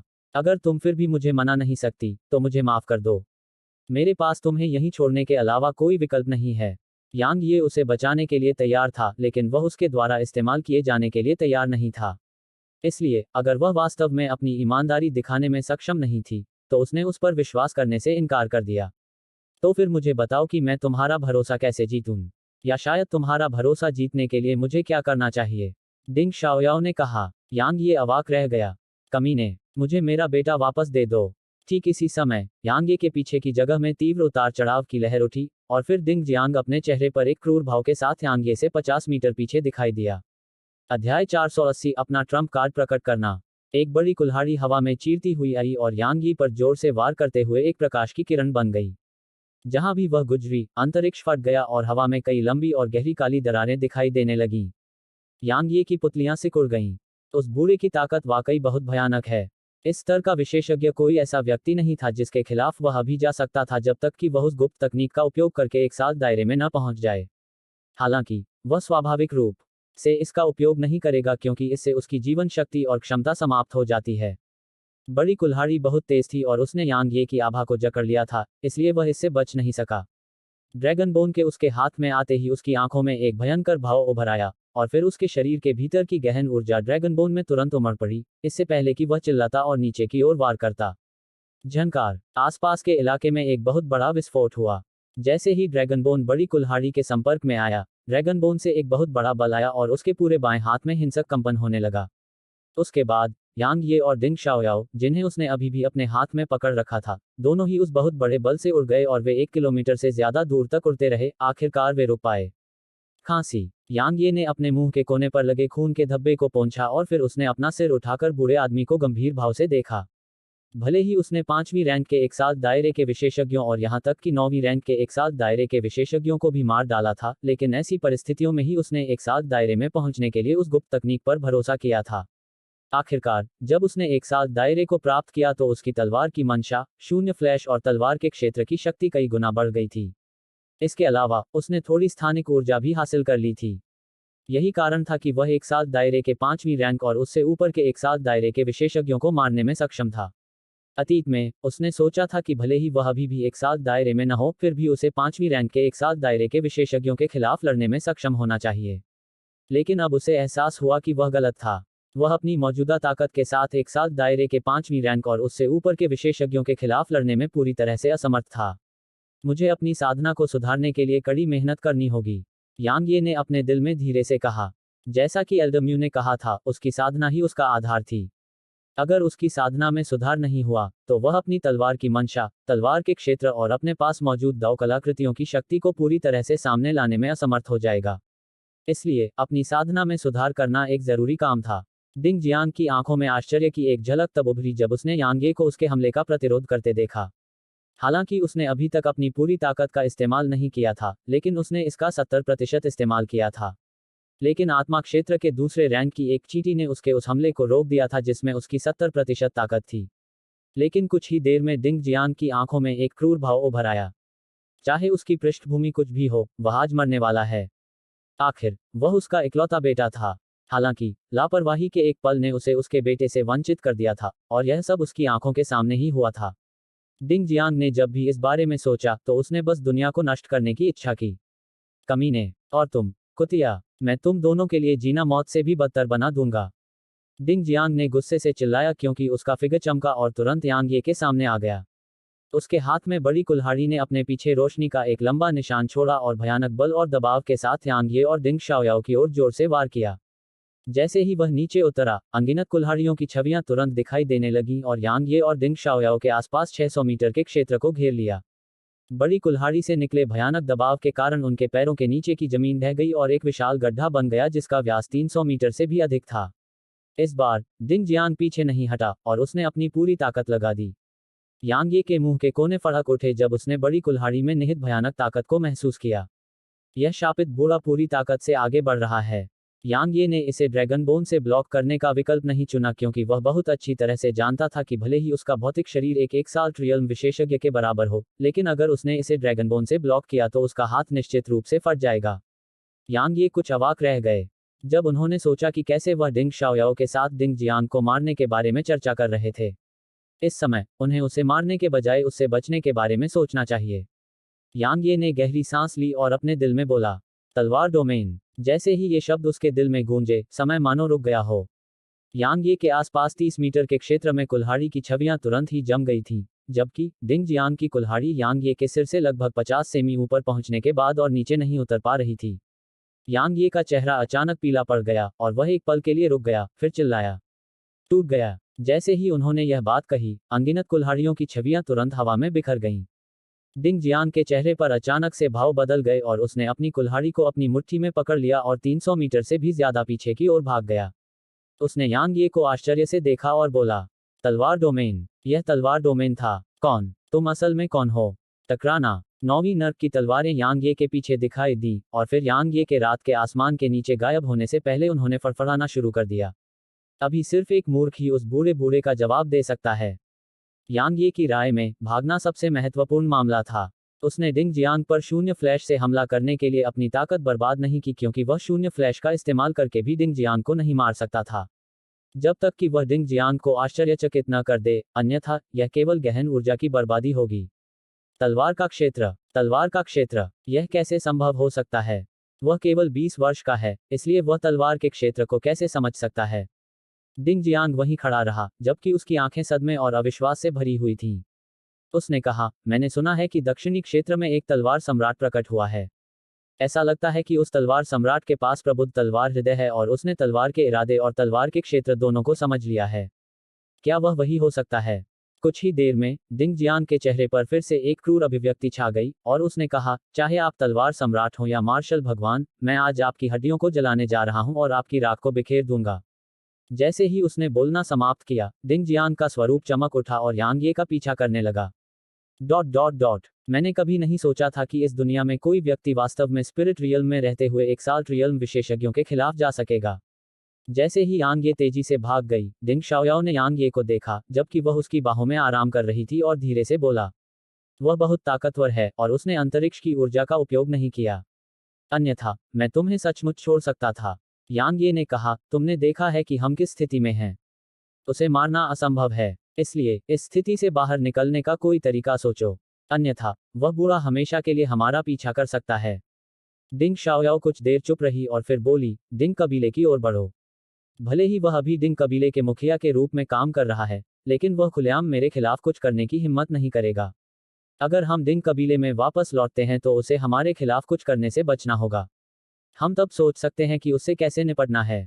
हालांकि तुम्हें तेजी से आगे बढ़ना होगा, नहीं तो वह स्टिल रिज से निकलने से पहले ही हमें पकड़ सकता है। हम इस तरह अराजकता के महासागर की ओर नहीं जा सकते। यांग ये ने अपना सिर हिलाया। क्यों? डिंग शाओयाओ हैरान था। अराजकता के महासागर में 3 लोग मेरा इंतजार कर रहे हैं। उनमें से हर एक उस बूढ़े से कमतर नहीं है, समझे? यांग ये ने कहा। लुओ जुन ने इन्हें आपके लिए भेजा है। डिंग शाओयाओ ने पूछा। अच्छा अनुमान है, यांग ये ने कहा। अगर हम इस तरह मेरी तलवार पर सवार होकर अराजकता के महासागर की ओर बढ़ेंगे तो वे 3 बूढ़े निश्चित रूप से मुझे देख पाएंगे। उस समय हम वास्तव में समाप्त हो जाएंगे। इसलिए कोई दूसरा रास्ता सोचो। कोई दूसरा रास्ता नहीं है, डिंग शाओयाओ ने कहा। अब केवल 2 ही रास्ते हैं। पहला है डिंग जियांग को मारना और दूसरा है उसे हमें मारने देना। उसके साथ मिलकर काम करने या समझौता करने के बारे में सोचना भी मत। तुमने उसके इकलौते बेटे को मार डाला, इसलिए वह तुम्हें नहीं छोड़ेगा, भले ही तुम लुओ जुन ही क्यों ना हो। इसलिए तलवार सम्राट, अपनी पूरी ताकत दिखाओ और उसे मार डालो। तुम इतना आश्वस्त क्यों हो कि मैं उसे मार सकता हूं?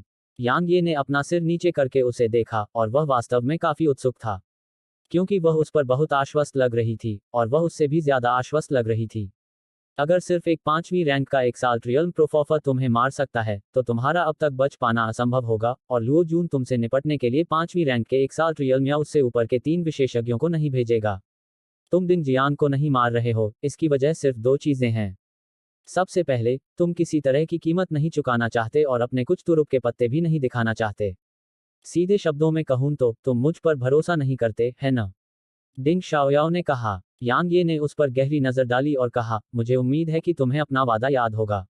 अन्यथा मैं गारंटी दे सकता हूं कि चाहे तुम कितनी भी बुद्धिमान क्यों न हो, मैं तुम्हें मार ही डालूंगा। डिंग शाओयाओ ने अपने पीले चेहरे पर हल्की मुस्कान दिखाई और फिर उसने कहा, इसे थोड़ा हल्का करो। यांग ये की पलकें फड़क उठीं और फिर वह जोर से हंस पड़ा। वह वाकई बहुत बुद्धिमान है। मुझे आश्चर्य है कि ऐसे व्यक्ति के साथ काम करना मेरे लिए सौभाग्य है या दुर्भाग्य। यांग ये ने इस बारे में सोचना बंद कर दिया। उसने अपना हाथ डिंग शाओयाओ के सिर के पीछे बढ़ाया और फिर उसने हल्के से मारा, जिससे बाद की आंखें तुरंत धीरे धीरे बंद हो गईं। यांग ये की आकृति जमीन पर चमक उठी और फिर उसने डिंग शाओयाओ को एक तरफ रख दिया। उसने अभी उसे नीचे उतारा ही था कि डिंग जियांग उसके पीछे आ गया। डिंग जियांग की आंखों में हैरानी की एक झलक तब उभरी जब उसने देखा कि यांग ये वास्तव में अब भाग नहीं रही थी। उसने कहा, क्या तुम भागना जारी नहीं रखोगी? क्या तुम अपनी जान देने के लिए तैयार हो? चूंकि यांग ये ने भागना बंद कर दिया था, तो निश्चित रूप से कोई कारण था। इसलिए डिंग जियांग ने लापरवाही से काम करने की हिम्मत नहीं की और इसलिए पहले संभव क्षण में हमला नहीं किया। यांग ये ने मुड़कर डिंग जियांग को देखा और फिर उसने अपना सिर हिलाते हुए कहा, तुम्हें बस मौत के दरवाजे पर दस्तक देनी थी। क्या यह तुम्हारा बेटा ही नहीं था? तुम ऊर्जा से भरपूर लग रहे हो। क्या एक और बच्चा पैदा करना आसान नहीं होगा? क्या लगातार मेरा पीछा करना और मुझे मारने पर जोर देना भी जरूरी है? मैं तुम्हें इतना संकीर्ण सोच वाला मानता हूँ। कमीने, वह मेरा इकलौता बेटा था। तुमने मेरे इकलौते बेटे को मार डाला। मैं कसम खाता हूँ कि मैं आज तुम्हें मार डालूंगा। डिंग जियांग ने अपने हाथ में बड़ी कुल्हाड़ी पकड़ी और वह तेजी से आगे बढ़ा और उसने यांग ये की ओर तेजी से गोली चलाते हुए अपने पीछे एक छवि छोड़ी। जब डिंग जियांग उसके सामने आया तो यांग ये की आंखें थोड़ी सिकुड़ गईं और फिर उसने तेजी से अपना दाहिना पैर जमीन पर पटका और गुस्से से दहाड़ा। तलवार डोमेन। जैसे ही उसने बात की, डिंग जियांग का शरीर एक पल के लिए अकड़ गया और उसकी गति कुछ गुना कम हो गई। डिंग जियांग की अभिव्यक्ति बदल गई। वह स्वाभाविक रूप से तलवार क्षेत्र को कम आंकने की हिम्मत नहीं करता था, इसलिए जब उसने अपनी कलाई हिलाई तो उसके भीतर की गहन ऊर्जा हिंसक रूप से उभरी और उसकी कुल्हाड़ी से प्रकाश की अनगिनत किरणें हिंसक रूप से निकलीं। हालांकि प्रकाश की ये किरणें आसपास के रहस्यमय बल द्वारा तुरंत शून्य में बिखर गई थीं। डिंग जियांग की आंखों में एक क्रूर भाव की झलक दिखाई दी और वह बस हमला करने ही वाला था। हालांकि ठीक इसी समय 3 काले कपड़े पहने आकृतियां अचानक यहां प्रकट हुईं। डिंग जियांग ने जब उन्हें देखा तो वह भयभीत हो गया, क्योंकि उसने देखा कि वे तीनों वास्तव में एक साथ दायरे के विशेषज्ञ थे। वे तीनों डिंग जियांग की ओर बिजली की तरह चमके और इससे उसका चेहरा अचानक बदल गया, इससे पहले कि उसका चेहरा गायब हो जाए। हालांकि तब तक बहुत देर हो चुकी थी और हान के खंजर ने डिंग जियांग की छाती पर एक लंबा खूनी घाव छोड़ दिया था। डिंग जियांग हवा में खड़ा होकर यांग ये को ऐसे देख रहा था जैसे वह किसी राक्षस को देख रहा हो। उसने कहा, 3 एक साल्ट रियल विशेषज्ञ? नहीं, असंभव। कैसे? वे यहाँ कैसे आए? रुको, यह सही नहीं है। वे जीवित नहीं हैं। आप वास्तव में एक साल्ट रियल विशेषज्ञों को कठपुतलियों की तरह नियंत्रित करने में सक्षम हैं। आपने यह कैसे हासिल किया? नरक में जाओ और अपने बेटे से पूछो। यांग ये ने अपने दिल में एक आदेश जारी किया और फिर उसकी पीठ पर नीली तलवार की छाती से चमकदार रोशनी की एक किरण फूट पड़ी और फिर 4 तलवारें तुरंत दिंग जियांग के चारों ओर दिखाई दी। अगले ही पल चारों तलवारें तेजी से घूमी और फिर प्रकाश की अनगिनत किरणें दिंग जियांग के चारों ओर फैल गईं। उसके बाद दिंग जियांग की तीखी और दयनीय चीख अचानक उन तलवारों द्वारा बनाई गई प्रकाश की किरणों से घिरे क्षेत्र में गूंज उठी। यांग ये ने उस तीखी चीख को सुनकर तुरंत राहत की सांस ली। हालांकि ठीक इसी समय एक अप्रत्याशित घटना घटी क्योंकि एक आकृति अचानक प्रकाश के भीतर से चमक उठी और यह बिल्कुल दिंग जियांग था। इस समय दिंग जियांग का पूरा शरीर चोटों और खून से लथपथ था और वह बेहद दुखी लग रहा था। तलवार की टुकड़ी से भागने के बाद दिंग जियांग ने यांग ये की ओर एक नजर भी नहीं डाली, इससे पहले कि वह अंतरिक्ष को चीरता हुआ दूर की ओर भागता।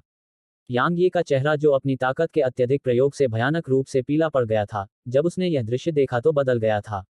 हेलो दोस्तों, आप सभी लोगों से एक रिक्वेस्ट है कि कृपया एमपी स्टोरी बॉय चैनल को सब्सक्राइब करें और वीडियो को लाइक करें। कमेंट करना मत भूलिए। धन्यवाद।